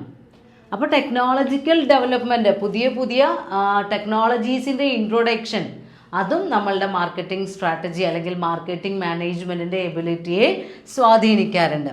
ദെൻ അടുത്തതായി പറയുന്നത് പൊളിറ്റിക്കൽ ആൻഡ് ലീഗൽ എൻവയോൺമെൻ്റ് ആണ്. രാഷ്ട്രീയപരവും നിയമപരവുമായിട്ടുള്ള അന്തരീക്ഷം. രാഷ്ട്രീയപരവും നിയമപരമായിട്ടുള്ള അന്തരീക്ഷം എന്ന് പറഞ്ഞു കഴിഞ്ഞാൽ ഓരോ രാഷ്ട്രീയ പാർട്ടികൾ മാറി മാറി നമ്മളുടെ അധികാരത്തിൽ വരും. അപ്പം ഓരോ ഗവൺമെൻറ്റും രൂപീകരിക്കുന്ന പോളിസികൾ നമ്മളുടെ ബിസിനസ്സിൻ്റെ സാഹചര്യങ്ങളെ അഫക്റ്റ് ചെയ്യും. നമ്മൾക്കറിയാം 1990s വന്ന LPG, ലിബറലൈസേഷൻ, പ്രൈവറ്റൈസേഷൻ, ഗ്ലോബലൈസേഷൻ, ആ പോളിസി വന്നതിന് ശേഷം നമ്മളുടെ ഇൻഡസ്ട്രിയൽ മേഖലയിൽ ഒരു റാപ്പിഡ് ഡെവലപ്മെൻ്റാണ് ഉണ്ടായത്. ഒരുപാട് ലൈസൻസിങ് സിസ്റ്റംസ് എടുത്തു കളഞ്ഞു. ഇമ്പോർട്ടിനും എക്സ്പോർട്ടിനും ഒക്കെ കൂടുതൽ സൗകര്യങ്ങൾ ചെയ്തു കൊടുക്കാൻ തുടങ്ങി. ഫോറിൻ ഡയറക്റ്റ് ഇൻവെസ്റ്റ്മെൻറ്റിനെ വെൽക്കം ചെയ്യാൻ തുടങ്ങി. അങ്ങനെ ഗവൺമെൻറ് നയങ്ങളിൽ ഉണ്ടാകുന്ന മാറ്റം നമ്മളുടെ സ്ഥാപനത്തെയും ബാധിക്കും. അപ്പോൾ സ്ഥാപനത്തിൻ്റെ എല്ലാ ഡിപ്പാർട്ട്മെൻറ്റിനെയും ബാധിക്കുന്നത് പോലെ നമ്മളുടെ മാർക്കറ്റിംഗ് ഡിപ്പാർട്ട്മെൻറ്റിനെയും ബാധിക്കും. കാരണം ഈ ഗവൺമെൻറ് രൂപീകരിക്കുന്ന നിയമങ്ങളാണ് നമ്മളുടെ നികുതി, ഇൻകം ടാക്സ്, GST എന്നൊക്കെ പറയുന്ന പുതിയ പുതിയ ടാക്സ് ലോകൾ വരുന്നു. ഒക്ട്രോയ് ഡ്യൂട്ടി, എക്സൈസ് ഡ്യൂട്ടി, ഇതെല്ലാം ഗവൺമെൻറ്റിൻ്റെ നയങ്ങൾക്കനുസരിച്ചാണ് അതിൻ്റെ പെർസെൻറ്റേജൊക്കെ തീരുമാനിക്കപ്പെടുന്നത്. അപ്പോൾ ഈ ഗവൺമെൻറ് റൂൾസും അല്ലെങ്കിൽ ലീഗൽ എൻവയോൺമെൻറ്റും നമ്മളെ ബാധിക്കുന്നുണ്ട്. ദെൻ നാലാമതായി പറയുന്നത് ഇക്കണോമിക് എൻവയോൺമെൻ്റ് ആണ്. നമ്മളുടെ ആ ഒരു സാമ്പത്തിക അന്തരീക്ഷം. നോർമലി ഒരു സ്ഥാപനം നിലനിൽക്കുന്ന സൊസൈറ്റിയുടെ ഒരു ഇക്കണോമിക് ബാരോമീറ്റർ അല്ലെങ്കിൽ ഒരു ഇൻഡെക്സ് ആയിട്ടൊക്കെ GNP ഒക്കെയാണ് നമ്മൾ കണക്കാക്കാറുള്ളത്. Gross national product. ഒരു പർട്ടിക്കുലർ ഫിനാൻഷ്യൽ ഇയറിൽ നമ്മുടെ രാജ്യത്ത് പ്രൊഡ്യൂസ് ചെയ്യപ്പെട്ടിട്ടുള്ള ഇക്കണോമിക് ഗുഡ്സിൻ്റെ അല്ലെങ്കിൽ അതിൻ്റെ സർവീസസിൻ്റെയൊക്കെ സം ടോട്ടലാണ് ഗ്രോസ് നാഷണൽ പ്രൊഡക്റ്റ് ഒക്കെ ആയിട്ട് നമ്മൾ കൺസിഡർ ചെയ്യുന്നത്. വിത്തിൻ ദ കൺട്രിയും ആവുമ്പോൾ ഗ്രോസ് ഡൊമസ്റ്റിക് ആവും. ദെൻ നമ്മുടെ രാജ്യത്തുള്ള ആളുകൾ ഔട്ട്സൈഡ് കൺട്രിയിലുണ്ടെങ്കിലും അവരുടെ പ്രൊഡക്ഷൻ്റെ എമൗണ്ട് കൂടെ കൺസിഡർ ചെയ്തുകൊണ്ട് ഗ്രോസ് നാഷണൽ പ്രൊഡക്റ്റ് കാൽക്കുലേറ്റ് ചെയ്യും, പെർ ക്യാപിറ്റ ഇൻകം കാൽക്കുലേറ്റ് ചെയ്യും, നാഷണൽ ഇൻകം കാൽക്കുലേറ്റ് ചെയ്യും. അങ്ങനെ സാമ്പത്തിക വളർച്ചയുടെ ഇൻഡിക്കേറ്റേഴ്സാണ് ഇതെല്ലാം. ഇതിലെല്ലാം നമ്മളുടെ ബിസിനസ്സിനും ഒരു പങ്കുണ്ട്. നമ്മുടെ അന്തരീക്ഷത്തിൽ ഇപ്പോൾ നമ്മുടെ സമൂഹത്തിലൊരു യുദ്ധം, നമ്മൾ നിലനിൽക്കുന്ന രാജ്യത്ത് യുദ്ധം നടക്കുകയാണെന്ന് വിചാരിക്കാം. എത്ര നല്ല പ്രോഡക്റ്റ് വാങ്ങിയാലും നമ്മൾക്കത് സമാധാനപരമായി വിൽക്കാനോ അതിൽ നിന്ന് വരുമാനം ഉണ്ടാക്കാനോ കഴിയില്ല. അതേപോലെ തന്നെയാണ് ഇപ്പോൾ അഗ്രികൾച്ചറൽ പ്രോഡക്ട്സ്. നല്ല മഴക്കാലം കൃത്യമായി ലഭിച്ചാലേ അഗ്രികൾച്ചറൽ പ്രൊഡക്ഷൻ കൃത്യമായി നടക്കുള്ളൂ. അതിനെ ആശ്രയിക്കുന്ന ആളുകൾക്ക് കൂടുതൽ വരുമാനം കിട്ടുള്ളൂ. അതല്ലെങ്കിൽ ഭക്ഷ്യക്ഷാമം പോലെയുള്ള അന്തരീക്ഷം നമ്മൾ നേരിടേണ്ടി വന്നേക്കാം. അങ്ങനെയുള്ള സാഹചര്യത്തിലൊന്നും ഒരു മാർക്കറ്റർക്ക് എത്ര നല്ല സ്ട്രാറ്റജി ഉണ്ടായിട്ടും കാര്യമില്ല. അത് നിലനിൽക്കുന്ന സമൂഹത്തിൻ്റെ അന്തരീക്ഷം ശരിയല്ലെങ്കിൽ അവിടെ ഇത് വിറ്റഴിക്കാൻ വളരെ പ്രയാസമാണ്. അപ്പോൾ യുദ്ധമോ ക്ഷാമമോ മഴയില്ലായ്മയോ വരൾച്ചയോ വെള്ളപ്പൊക്കമോ എന്തൊക്കെ വന്നാലും അതെല്ലാം നമ്മളെയും ബാധിക്കും. ദെൻ അടുത്തതായി പറയുന്നത് ഡെമോഗ്രാഫിക് എൻവയോൺമെൻ്റ് ആണ്. ജനസംഖ്യാപരമായിട്ടുള്ള കാര്യങ്ങൾ. ഇപ്പോൾ ജനസാന്ദ്രത, birth rate, death rate, age distribution, ആളുകളുടെ മാറി വരുന്ന ലൈഫ് സ്റ്റൈലുകൾ, ഇതെല്ലാം നമ്മളുടെ മാർക്കറ്റിംഗ് സ്ട്രാറ്റജിയെ അല്ലെങ്കിൽ ആ മാർക്കറ്റിംഗ് മാനേജ്മെൻറ്റിൻ്റെ പ്രവർത്തനങ്ങളെ സ്വാധീനിക്കുന്നുണ്ട്. ഇപ്പോൾ ഉദാഹരണമായി പറയുകയാണെങ്കിൽ ആളുകൾക്കിടയിൽ ഉണ്ടാകുന്ന ലൈഫ് സ്റ്റൈലിൽ ഉണ്ടാകുന്ന മാറ്റം. പണ്ടൊക്കെ ഭർത്താക്കന്മാർ ജോലിക്ക് പോവുക, ഭാര്യമാർ വീട്ടിലിരുന്ന് പാചകം ചെയ്യുക എന്നുള്ള സിസ്റ്റമാണ്. എന്നാൽ ഇന്ന് രണ്ടുപേരും ജോലിക്ക് പോകുന്ന ആളുകളാണ്. അപ്പോൾ അത്തരം ഫാമിലികളിൽ കൂടുതൽ സുഖസൗകര്യങ്ങൾ വേണ്ടി വരുന്നു. മെഷീനറീസിൻ്റെ ഹെൽപ്പ്, ഇപ്പോൾ വാഷിംഗ് മെഷീൻ ആണെങ്കിലും മിക്സി ആണെങ്കിലും ഓവൻ ആണെങ്കിലും എന്താണെങ്കിലും. അതേപോലെ തന്നെ സെമി കുക്ക്ഡ് ഫുഡിനുള്ള ഡിമാൻഡ് കൂടും. രണ്ടുപേർക്കും ഒഴിവില്ല, രണ്ടുപേരും ജോലിക്ക് പോകുന്നവരാണ്. അപ്പോൾ തിരിച്ചു വന്ന് ഭക്ഷണം എല്ലാം കൃത്യമായി പാകം ചെയ്ത് ഉണ്ടാക്കാനൊന്നും അവർക്ക് സമയം ഉണ്ടാവില്ല. അപ്പോൾ പാക്കറ്റ്സിൽ അവൈലബിൾ ആകുന്ന റെഡി ടു കുക്ക് അതിങ്ങ് വാങ്ങിച്ചുകൊണ്ട് വരിക, വെള്ളം തിളപ്പിക്കുക, ഇത് അതിലേക്ക് ഇടുക, ഫുഡ് റെഡി. അങ്ങനെയുള്ള സെമി കുക്ക്ഡ് ഫുഡ്സിന് ഡിമാൻഡ് കൂടി. അപ്പോൾ ലൈഫ് സ്റ്റൈലിൽ ഉണ്ടാകുന്ന മാറ്റം പ്രോഡക്ട്സിൻ്റെ ഡിമാൻഡിലും വ്യത്യാസം വരുത്തുന്നുണ്ട്. ദെൻ മാക്രോ എൻവയോൺമെൻറ്റിൽ വരുന്ന ലാസ്റ്റ് ഫാക്ടറാണ് സോഷ്യോ കൾച്ചറൽ ഫാക്ടർ അല്ലെങ്കിൽ എൻവയോൺമെൻറ്റ്. സാമൂഹ്യപരവും സാംസ്കാരികപരവുമായിട്ടുള്ള വൈവിധ്യങ്ങൾ. ഇന്ത്യ എന്ന് പറയുമ്പോൾ തന്നെ നമ്മൾക്കറിയാം യൂണിറ്റി ഇൻ ഡൈവേഴ്സിറ്റി ആണ്. വിവിധ തരത്തിലുള്ള മതങ്ങൾ, വിവിധ തരത്തിലുള്ള ആചാരങ്ങളൊക്കെ ഫോളോ ചെയ്യുന്ന ആളുകളാണ് ഇന്ത്യയിലെ ജനങ്ങൾ. അപ്പോൾ ഇന്ത്യയിലെ കൺസ്യൂമേഴ്സും അങ്ങനെ ആയിരിക്കും. അവർ ഡിഫറെൻറ്റ് സ്റ്റൈൽ ഓഫ് കൺസ്യൂമിങ് ഉപയോഗിക്കുന്നവരായിരിക്കും. അതേപോലെ തന്നെ അവരുടെ വർഷിപ്പിൽ ഉണ്ടാകുന്ന മാറ്റങ്ങൾ, അവർ ഫോളോ ചെയ്യുന്ന മതവിശ്വാസങ്ങൾ, ഇതെല്ലാം അവർ ഡിമാൻഡ് ചെയ്യുന്ന പ്രോഡക്റ്റിൽ നമ്മൾക്ക് റിഫ്ലക്റ്റ് ചെയ്ത് കാണാൻ കഴിയും. ഇപ്പോൾ എക്സാമ്പിൾ പറയുകയാണെങ്കിൽ കുറേ ആളുകൾ ബീഫ് ഭക്ഷണമായി കഴിക്കുന്ന ആളുകളുണ്ടായിരിക്കും. ചില ആളുകൾ അതിനെ ദൈവമായിട്ട് ആരാധിക്കുന്ന ആളുകളുണ്ടാവും. അപ്പോൾ ഒരു സൊസൈറ്റി, നമ്മളൊരു ഹോട്ടൽ തുടങ്ങുമ്പോൾ ആ ഹോട്ടലിൽ 4 പുറമുള്ള ജനങ്ങൾ അവർ ബീഫ് ഡിമാൻഡ് ചെയ്യുന്ന ആളുകളാണെങ്കിലേ നമ്മളവിടെ ബീഫ് കറി ഉണ്ടാക്കിയിട്ട് കാര്യമുള്ളൂ. അപ്പോഴാണ് അതിന് സെയിൽസ് ഉണ്ടാവുള്ളൂ. അതല്ല, അത് ഉപയോഗിക്കാത്ത ആളുകളുള്ള സ്ഥലത്താണെങ്കിൽ നമ്മൾ ഈ കറി ഇവിടെ വെച്ചുകൊണ്ടിരുന്നാൽ അവർ ആരും വാങ്ങിക്കൂല, ചിലവാവില്ല, സെയിൽസ് ഉണ്ടാവില്ല. അപ്പോൾ നമ്മളുടെ സ്ഥാപനം നിലനിൽക്കുന്ന ആ സമൂഹത്തിലെ ജനങ്ങളുടെ സ്വഭാവം അതും മാർക്കറ്റിംഗ് സ്ട്രാറ്റജിയെ അഫക്റ്റ് ചെയ്യാറുണ്ട്. ദെൻ മാക്രോ എൻവയോൺമെൻറ്റിൽ വരുന്ന കാര്യങ്ങളാണ് physical environment, technological environment, political and legal, economic environment, demographic environment, ലാസ്റ്റിൽ വരുന്ന സോഷ്യോ കൾച്ചറൽ എൻവയോൺമെൻറ്റ്. ഇപ്പോൾ ചില രാജ്യങ്ങളിൽ ഇപ്പോൾ ഡ്രസ്സിങ് സ്റ്റൈൽ നോക്കിയാൽ ഫുൾ കവർ ചെയ്യുന്ന തരം ഡ്രസ്സ് ഇട്ട് നടക്കുന്ന ആളുകളുണ്ടായിരിക്കും. ചില രാജ്യങ്ങളിൽ ഏറ്റവും ഷോർട്ടായിട്ടുള്ള ഡ്രസ്സ് ഇട്ട് ധരിക്കുന്ന ആളുകളുണ്ടായിരിക്കും. അപ്പോൾ നമ്മളുടെ സ്ഥാപനം ഏത് സൊസൈറ്റിയിലാണ് നിലനിൽക്കുന്നത്, അവിടെയുള്ള കൺസ്യൂമേഴ്സ് എങ്ങനത്തെ പ്രോഡക്റ്റാണ് ഉപയോഗിക്കുന്നത്. അത്തരം പ്രോഡക്റ്റ് വേണം നമ്മൾ ഓഫർ ചെയ്യാൻ. അപ്പോൾ മാർക്കറ്റിംഗ് സ്ട്രാറ്റജി രൂപീകരിക്കുമ്പോൾ നമ്മുടെ സൊസൈറ്റിയിലുള്ള ആളുകളുടെ സംസ്കാരം കൂടി നമ്മൾ പരിഗണിക്കണം എന്ന് പറയുന്നതാണ് last factor, socio cultural factor. അപ്പോൾ 2 തരം എൻവയോൺമെൻ്റ് ആണ്, മാക്രോ എൻവയോൺമെൻറ്റും മൈക്രോ എൻവയോൺമെൻറ്റും. എന്തിനെ അഫക്റ്റ് ചെയ്യുന്നത്? മാർക്കറ്റിംഗ് മാനേജ്മെൻറ്റിൻ്റെ എബിലിറ്റി, സാറ്റിസ്ഫൈഡ് ആയ കസ്റ്റമേഴ്സിനെ ഡെവലപ്പ് ചെയ്യാൻ വേണ്ടി സക്സസ്ഫുൾ ട്രാൻസാക്ഷൻസ് ഡിസൈൻ ചെയ്യുമ്പോൾ മാർക്കറ്റിംഗ് മാനേജ്മെൻറ്റിൻ്റെ എബിലിറ്റിയെ അഫക്റ്റ് ചെയ്യുന്ന 2 ഫാക്ടേഴ്സാണ് മൈക്രോ ഫാക്ടേഴ്സും macro environmental factors. Relevance of environment in marketing. അടുത്ത ടോപ്പിക്ക്, നമ്മളുടെ ഈ 2 ടൈപ്പ് എൻവയോൺമെൻറ്റൽ ഫാക്ടേഴ്സ് ഉണ്ട് നമ്മൾ പറഞ്ഞു, മൈക്രോ എൻവയോൺമെൻറ്റും മാക്രോ എൻവയോൺമെൻറ്റും.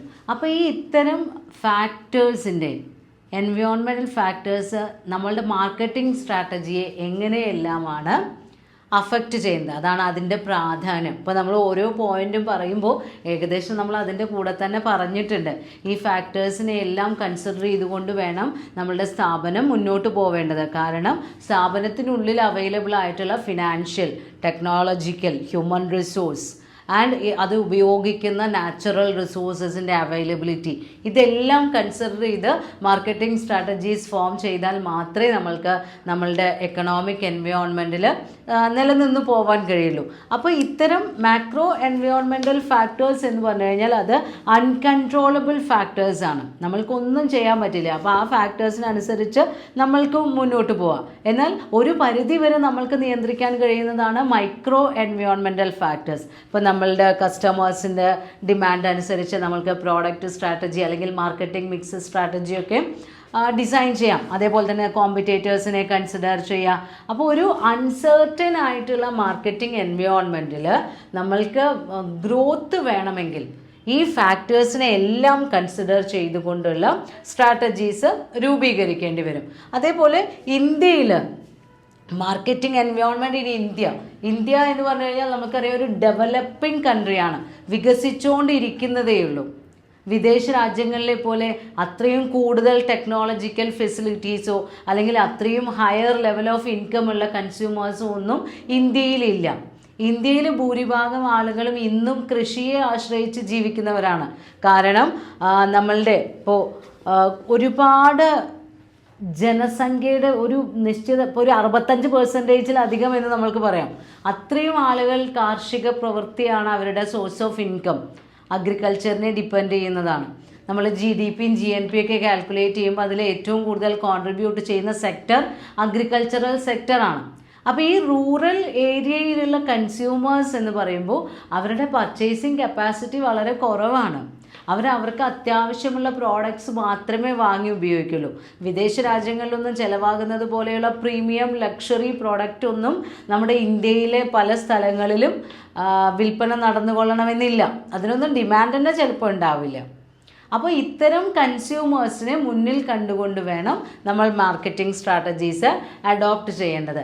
എന്നാൽ ഇപ്പോൾ ഏറ്റവും പുതിയ ട്രെൻഡായിട്ട് ഇപ്പോൾ നമ്മുടെ ഗവൺമെൻറ്റൊക്കെ ഏറ്റവും ഗ്രാമപ്രദേശങ്ങളിലുള്ള റൂറൽ ഏരിയയിലുള്ള ആളുകളെ സഹായിക്കാൻ വേണ്ടി മൈക്രോ സംരംഭങ്ങൾ, MSME എന്നൊക്കെ പറഞ്ഞിട്ട് ഡിപ്പാർട്ട്മെൻറ്റുകൾ തന്നെ രൂപീകരിച്ചുകൊണ്ട് സ്മാൾ എൻ്റർപ്രണേഴ്സിനെ പ്രോത്സാഹിപ്പിക്കാൻ വേണ്ടി ഒരുപാട് പദ്ധതികൾ നടപ്പിലാക്കുന്നുണ്ട്. അതേപോലെ ബാങ്കുകൾ, കുറേ ബാങ്കുകൾ നമ്മളുടെ ഗ്രാമപ്രദേശങ്ങളിൽ കുറേ വികസന പ്രവർത്തനങ്ങൾക്ക് വേണ്ടി സ്കീമുകൾ കൊടുക്കുന്നുണ്ട്. പിന്നെ വലിയ വലിയ പബ്ലിക് അണ്ടർടേക്കിങ്ങുകൾ ഗ്രാമപ്രദേശങ്ങളിലെ യൂണിറ്റുകൾ തുടങ്ങിയിട്ടുണ്ട്. അപ്പോൾ ഓരോ തരത്തിലുള്ള ഡെവലപ്മെൻ്റൽ പ്രോഗ്രാമുകളും അഡോപ്റ്റ് ചെയ്യുമ്പോൾ നമ്മുടെ ഗ്രാമപ്രദേശങ്ങളിലുള്ള ആളുകളുടെ സൗകര്യങ്ങൾ കൂടി വരികയാണ്. കാരണം ഗവൺമെൻറ് കമ്മ്യൂണിക്കേഷൻ ഫെസിലിറ്റിയിലായാലും ട്രാൻസ്പോർട്ടേഷൻ ഫെസിലിറ്റിയിലായാലും എല്ലാ തരം പദ്ധതികളിലും ഗ്രാമപ്രദേശങ്ങൾക്ക് പ്രയോറിറ്റി കൊടുക്കുന്നുണ്ട്. അപ്പോൾ അത്തരം വികസനങ്ങൾ നമ്മുടെ ഗ്രാമപ്രദേശങ്ങളിൽ നടക്കുന്നത് കൊണ്ട് തന്നെ കുറേ കമ്പനികൾക്ക് അവരുടെ പ്രോഡക്ട്സ് ഡിസൈൻ ചെയ്യുന്ന സമയത്ത് ഈ ഗ്രാമീണരായിട്ടുള്ള കർഷകർ അല്ലെങ്കിൽ സാധാരണക്കാരായ ആളുകളെ കൂടി ടാർഗറ്റ് കൺസ്യൂമേഴ്സായിട്ട് തീരുമാനിക്കാൻ കഴിയാറുണ്ട്. ഇപ്പോൾ ഇതിൽ പറയുന്നുണ്ട് ഗവൺമെൻറ് ഡിപ്പാർട്ട്മെൻറ്റും പ്രൈവറ്റ് ഡിപ്പാർട്ട്മെൻറ്റും ആ 2 സെക്ടറുകളിലും ഉണ്ടാകുന്ന ചില ഡിസിഷൻ മേക്കിംഗ് പ്രോസസ്സുകളുടെ വ്യത്യാസങ്ങൾ. ഇപ്പോൾ ചെറിയൊരു പർച്ചേസിൻ്റെ കാര്യമാണെങ്കിൽ കൂടി, ഇപ്പോൾ എന്തെങ്കിലും ഒരു പ്രോഡക്റ്റ്, ഇപ്പോൾ ഒരു ഗവൺമെൻറ് ഓഫീസിലേക്ക് ഒരു കമ്പ്യൂട്ടർ വാങ്ങുന്ന ഒരു ഓപ്ഷനാണെന്ന് വിചാരിക്കാം. ആ ഒരു പർച്ചേസ് ഡിസിഷൻ എടുക്കണമെങ്കിൽ അവർക്ക് എത്രയോ ഡിപ്പാർട്ട്മെൻറ്റ് തല ചർച്ചകൾ നടത്തേണ്ടി വരും, ബില്ല് പാസ്സായി കിട്ടിയിട്ട് വേണ്ടി വരും, ഓർഡർ 2-3 ആളുകൾ അംഗീകരിക്കേണ്ടി വരും, പ്രപ്പോസൽ വെക്കേണ്ടി വരും, കുറേ സ്റ്റെപ്പുകൾ ഫോളോ ചെയ്യേണ്ടി വരും. എന്നാൽ ഒരു പ്രൈവറ്റ് സ്ഥാപനത്തിൽ അവർക്ക് കമ്പ്യൂട്ടർ വാങ്ങണമെന്ന് അവർ രാവിലെ തീരുമാനിച്ചാൽ ഉച്ചയാകുമ്പോഴേക്കും ചിലപ്പോൾ കമ്പ്യൂട്ടർ വാങ്ങിച്ച് ഓഫീസിലെത്തിയിട്ടുണ്ടാവും. അപ്പോൾ പ്രൈവറ്റ് അണ്ടർടേക്കിങ്സും പബ്ലിക് അണ്ടർടേക്കിങ്സും 2 രീതിയിലാണ് നമ്മളുടെ ഇന്ത്യയിൽ പ്രവർത്തിച്ചുകൊണ്ടിരിക്കുന്നത്. അതേപോലെ തന്നെ പബ്ലിക് അണ്ടർടേക്കിങ്ങുകളിൽ ഫണ്ട്സ് കൊടുക്കുന്നുണ്ട്. ചില കാര്യങ്ങൾക്ക് ഇത്ര സമയത്തിനുള്ളിൽ നിങ്ങൾ ഈ ഫണ്ട് ഉപയോഗിക്കണം എന്നുള്ളൊരു നിബന്ധന അവർക്കുണ്ടാവും. ഇപ്പോൾ മാർച്ചിലൊക്കെയാണ് ഫിനാൻഷ്യൽ ഇയർ എൻഡ് ചെയ്യുന്നത്. നമ്മൾക്കറിയാം ഏപ്രിൽ 1 പുതിയ ഇയർ തുടങ്ങും. അപ്പോൾ ഒരുപാട് ഗവൺമെൻറ് ഡിപ്പാർട്ട്മെൻറ്റുകളിൽ ആ മാർച്ച് ഇങ്ങോട്ടാവുമ്പോൾ, ജനുവരി ഫെബ്രുവരി മാർച്ച്, ആ ഇയർ എൻഡിലാവുമ്പോൾ അവരുടെ പർച്ചേസ് ട്രാൻസാക്ഷനുകളിൽ അല്ലെങ്കിൽ അവരുടെ ആ ഫണ്ട് യൂട്ടിലൈസേഷനിൽ വളരെ ഒരു പ്രോംപ്റ്റ് ആയിട്ടുള്ളൊരു മൂവ്മെൻറ്റ് കാണും. എന്നാൽ പ്രൈവറ്റ് അണ്ടർടേക്കിങ്സിൽ അങ്ങനെ ഇല്ല. അവരുടെ ആവശ്യത്തിനനുസരിച്ചാണ് ഓരോ പ്രോസസ്സും പെർഫോം ചെയ്യുന്നത്. അപ്പോൾ ഇന്ത്യയിൽ നമ്മൾ പറഞ്ഞു ഒരു ഡെവലപ്പിംഗ് നാഷനാണ്. അപ്പോൾ ഇന്ത്യയിൽ ഗവൺമെൻറ്റിൻ്റെ തീരുമാനങ്ങൾ, ഗവൺമെൻറ്റിൻ്റെ പോളിസികൾ, പിന്നെ നമ്മുടെ കൺസ്യൂമേഴ്സിൻ്റെ ടേസ്റ്റ്, പ്രിഫറൻസ്, ഇതെല്ലാം ഡിഫറെൻ്റ് ആണ്. ഇന്ത്യയിൽ പല സംസ്ഥാനങ്ങളിൽ താമസിക്കുന്ന ആളുകൾ പല ഭാഷ സംസാരിക്കുന്നവരാണ്, പല സംസ്കാരങ്ങൾ ഫോളോ ചെയ്യുന്നവരാണ്, പല മേഖലയിൽ പ്രവർത്തിക്കുന്നവരാണ്. അവരുടെ ലെവൽ ഓഫ് ഇൻകം എന്ന് പറയുന്നതും വ്യത്യസ്തമാണ്. അതിനനുസരിച്ച് ഭാരതത്തിലുള്ള കൺസ്യൂമേഴ്സിൻ്റെ നീഡ്സ് ആൻഡ് പ്രിഫറൻസസിലും വ്യത്യാസമുണ്ടാകും. അപ്പോൾ ഇന്ത്യയിൽ പ്രവർത്തിക്കുന്ന ഒരു സ്ഥാപനം, നമ്മൾക്കറിയാം ഇന്ത്യയിൽ ഒരു 138 കോടിയിലധികം ആളുകൾ ജീവിച്ചുകൊണ്ടിരിക്കുന്നുണ്ട്. അപ്പോൾ ഇത്രയും വൈവിധ്യമുള്ള ജനങ്ങൾ എന്ന് പറയുന്നത് ഒരു തരത്തിൽ മാർക്കറ്റേഴ്സിന് അനുഗ്രഹമാണ്, എന്നാൽ വേറൊരു തരത്തിൽ ബുദ്ധിമുട്ടാണ്. അനുഗ്രഹം എന്ന് പറഞ്ഞു കഴിഞ്ഞാൽ എന്ത് പ്രൊഡ്യൂസ് ചെയ്ത് വിറ്റാലും ചിലവാകും. അതിനുള്ള അത്രയും ആൾക്കാർ നമ്മുടെ സ്ഥാപനത്തിൽ നമ്മുടെ ഇന്ത്യയിലുണ്ട്. എന്നാൽ പല ടേസ്റ്റ് ആൻഡ് പ്രിഫറൻസ് ഉള്ളതാണ്. അപ്പോൾ പല തരത്തിലുള്ള പ്രോഡക്റ്റ് നമ്മൾ നൽകേണ്ടി വരും. അപ്പോൾ ജനസംഖ്യ, അതേപോലെ തന്നെ ജനങ്ങളുടെ സ്വഭാവം, ഇതെല്ലാം മാർക്കറ്റിംഗ് സ്ട്രാറ്റജിയെ അഫക്റ്റ് ചെയ്യും. Then government regulations in marketing. നമ്മളുടെ മാർക്കറ്റിംഗ് സ്ട്രാറ്റജീസിനെ അഫക്റ്റ് ചെയ്യുന്ന ഫാക്ടേഴ്സ് എന്തൊക്കെയാണെന്ന് നമ്മൾ പറഞ്ഞു. അപ്പോൾ ഇത്തരം മാർക്കറ്റിംഗ് സ്ട്രാറ്റജി അല്ലെങ്കിൽ മാർക്കറ്റിംഗ് മാനേജ്മെൻറ്റിൻ്റെ ഫംഗ്ഷനെ ഗവൺമെൻറ് നിയന്ത്രിക്കാറുണ്ട് ഒരുപാട് നിയമങ്ങളിലൂടെ. അപ്പോൾ ഈ ഗവൺമെൻറ് റെഗുലേഷൻസ് എന്ന് പറയുമ്പോൾ നമ്മളുടെ മാർക്കറ്റിംഗ് സെക്ടർ അല്ലെങ്കിൽ ഇൻഡസ്ട്രിയൽ സെക്ടറിനെ തന്നെ മൊത്തത്തിൽ ബാധിക്കുന്ന നിയമങ്ങളുണ്ട്. ചില പ്രത്യേക ഇൻഡസ്ട്രികളെ മാത്രം ബാധിക്കുന്ന നിയമങ്ങളുണ്ട്. ഉപഭോക്താക്കളെ സംരക്ഷിക്കുന്ന നിയമങ്ങളുണ്ട്. അങ്ങനെ ഗവൺമെൻറ് റെഗുലേഷൻസ് ഇന്ത്യയിൽ നിലനിൽക്കുന്നുണ്ട്. അതിൽ പ്രധാനപ്പെട്ട ഒരു 14 നിയമങ്ങളാണ് നമ്മൾ ഇതിൽ പറയുന്നത്. ഇന്ത്യൻ കോൺട്രാക്റ്റ് ആക്ട് 1872 കരാർ നിയമം, Indian sale of goods act വിൽപ്പനയെ നിയന്ത്രിക്കുന്ന നിയമം 1930, പിന്നെ IDRA industries development and regulation act 1951, food safety and standard act 2006, drugs and magic remedies അതായത് 1954 നിയമം, എസെൻഷ്യൽ കമോഡിറ്റീസ് ആക്ട് അമെൻമെൻറ്റ് അതിൽ ഭേദഗതി വരുത്തിയതാണ് 2020, പിന്നെ companies act 2013, trade mark act 1999, competition act 2002, patents act 1970, legal metrology act 2009, consumer protection act 2019, environment protection act 1986, bureau of Indian standard act 2016. അങ്ങനെ 14 നിയമത്തോളം നമ്മളിവിടെ നോക്കുന്നുണ്ട്. അപ്പോൾ ഇത്തരം നിയമങ്ങൾ നമ്മളുടെ ഗവൺമെൻറ് അപ്ലൈ ചെയ്യുന്നത്, ഇപ്പോൾ നമ്മൾ പറഞ്ഞു ചില നിയമങ്ങൾ എല്ലാ ഇൻഡസ്ട്രിക്കും അഫക്റ്റ് ചെയ്യുന്ന തരത്തിലുള്ളതാണ്. ചിലത് പ്രത്യേക കാറ്റഗറി, ചില പ്രത്യേക വിഭാഗം വ്യവസായങ്ങളെ മാത്രം സ്വാധീനിക്കുന്നതാണ് അല്ലെങ്കിൽ അതിനെ ബാധിക്കുന്നതാണ്. അപ്പോൾ ഇത്തരം നിയമങ്ങൾ എന്തിനാണ് ഗവൺമെൻറ് ഇങ്ങനെ ഇൻ്റർഫിയർ ചെയ്യുന്നത്? ഒരു ഏതെങ്കിലും തരത്തിലുള്ള നിയന്ത്രണങ്ങൾ കൊണ്ടുവന്ന് വ്യവസായ മേഖലയുടെ പ്രവർത്തനങ്ങളിൽ അല്ലെങ്കിൽ വ്യാപാര രംഗത്ത് എന്തിനാണ് ഗവൺമെൻറ് ഇടപെടുന്നത്? Reasons for government intervention. എന്തിനു വേണ്ടിയാണ് ഗവൺമെൻറ് ഇങ്ങനെ കൺട്രോൾ ചെയ്യുന്നത്? ഏറ്റവും ആദ്യമായി പറയുന്നത് protecting welfare of individual, public health promote ചെയ്യാം അല്ലെങ്കിൽ ജനറൽ വെൽബീയിങ്, നമ്മളുടെ പൊതുജനങ്ങളുടെ സുരക്ഷ, സേഫ്റ്റി, അതിന് പ്രാധാന്യം കൊടുക്കുക. പൊതുജനങ്ങൾ, നമ്മുടെ ഉപഭോക്താക്കളുണ്ടല്ലോ, നമ്മുടെ ജനത, അവരുടെ സംരക്ഷണത്തിന് വേണ്ടിയാണ്, അവരുടെ നന്മ സംരക്ഷിക്കാൻ വേണ്ടിയാണ് ഗവൺമെൻറ് ഇത്തരം നിയമങ്ങൾ കൊണ്ടുവരുന്നത്. രണ്ടാമതായി പറയുന്നത് maintaining equality of opportunities for all persons, എല്ലാ വ്യക്തികൾക്കും തുല്യ അവസരങ്ങൾ ലഭ്യമാക്കുക.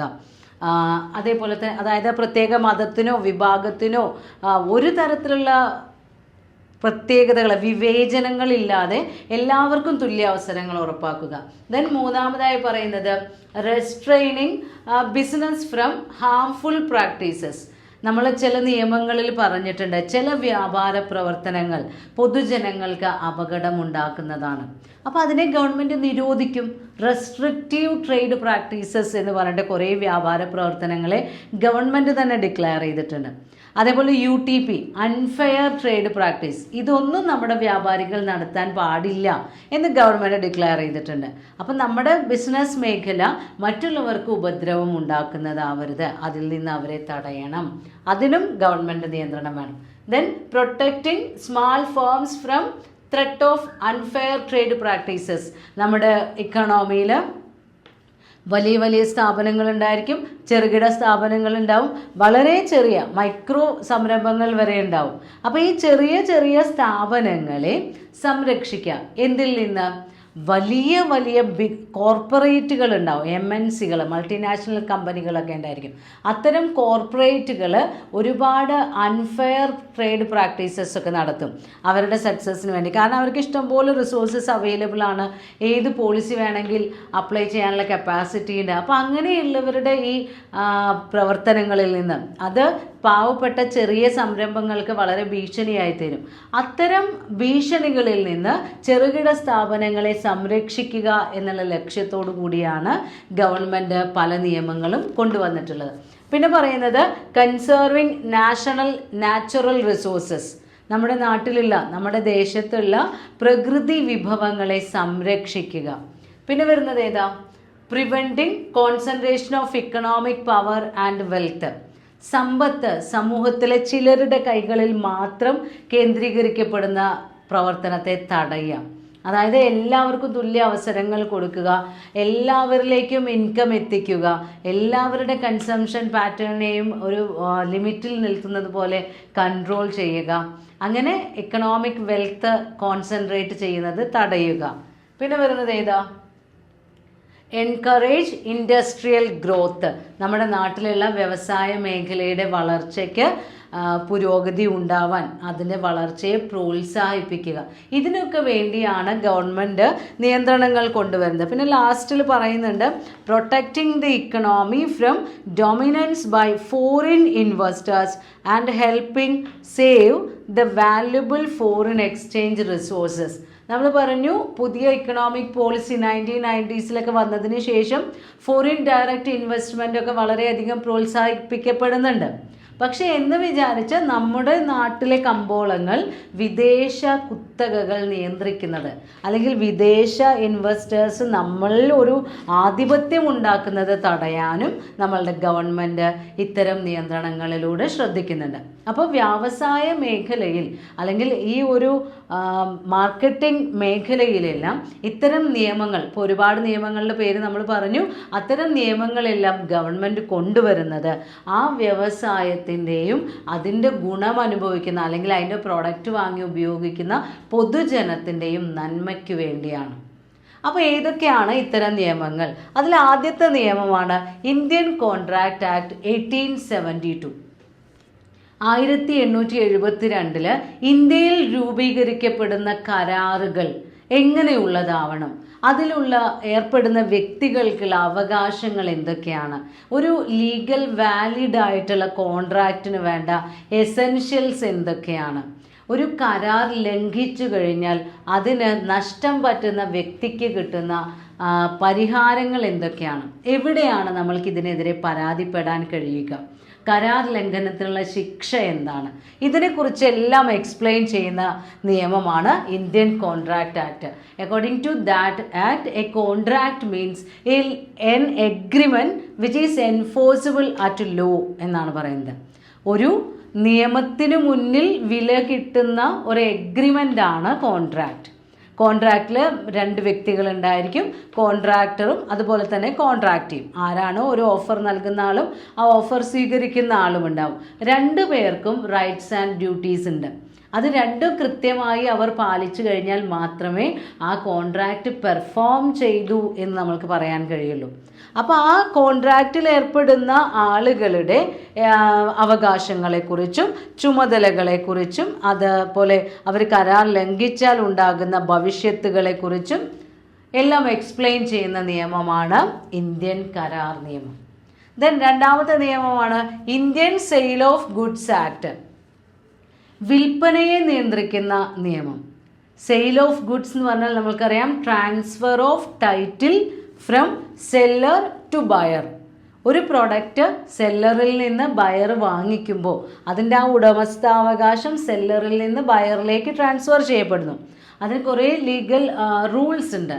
എങ്ങനെയുള്ള ആളെയാണ് നമ്മൾ സെല്ലർ എന്ന് പറയുന്നത്, ആരാണ് ബയർ, സെല്ലർക്കുള്ള അവകാശങ്ങൾ എന്തൊക്കെയാണ്, എങ്ങനെയാണ് സെല്ലർക്ക് പേയ്മെൻറ്റ് കൊടുക്കേണ്ടത്, എപ്പോഴാണ് വിറ്റ വസ്തുവിൻ്റെ ടൈറ്റിൽ ഉടമസ്ഥാവകാശം ബയറിലേക്ക് എത്തുന്നത്, അൺപെയ്ഡ് സെല്ലർക്കുള്ള അവകാശങ്ങൾ എന്തൊക്കെയാണ്, ഗുഡ്സ് എന്ന് പറഞ്ഞാൽ ഏതൊക്കെയാണ് വരുന്നത്, അങ്ങനെ ഗുഡ്സിൻ്റെ ട്രാൻസ്ഫർ അതിനെക്കുറിച്ച് എല്ലാം എക്സ്പ്ലെയിൻ ചെയ്യുന്ന ആക്റ്റാണ് Indian sale of goods act 1930. അതിൽ പറയുന്നത് നോക്കി നോക്കൂ.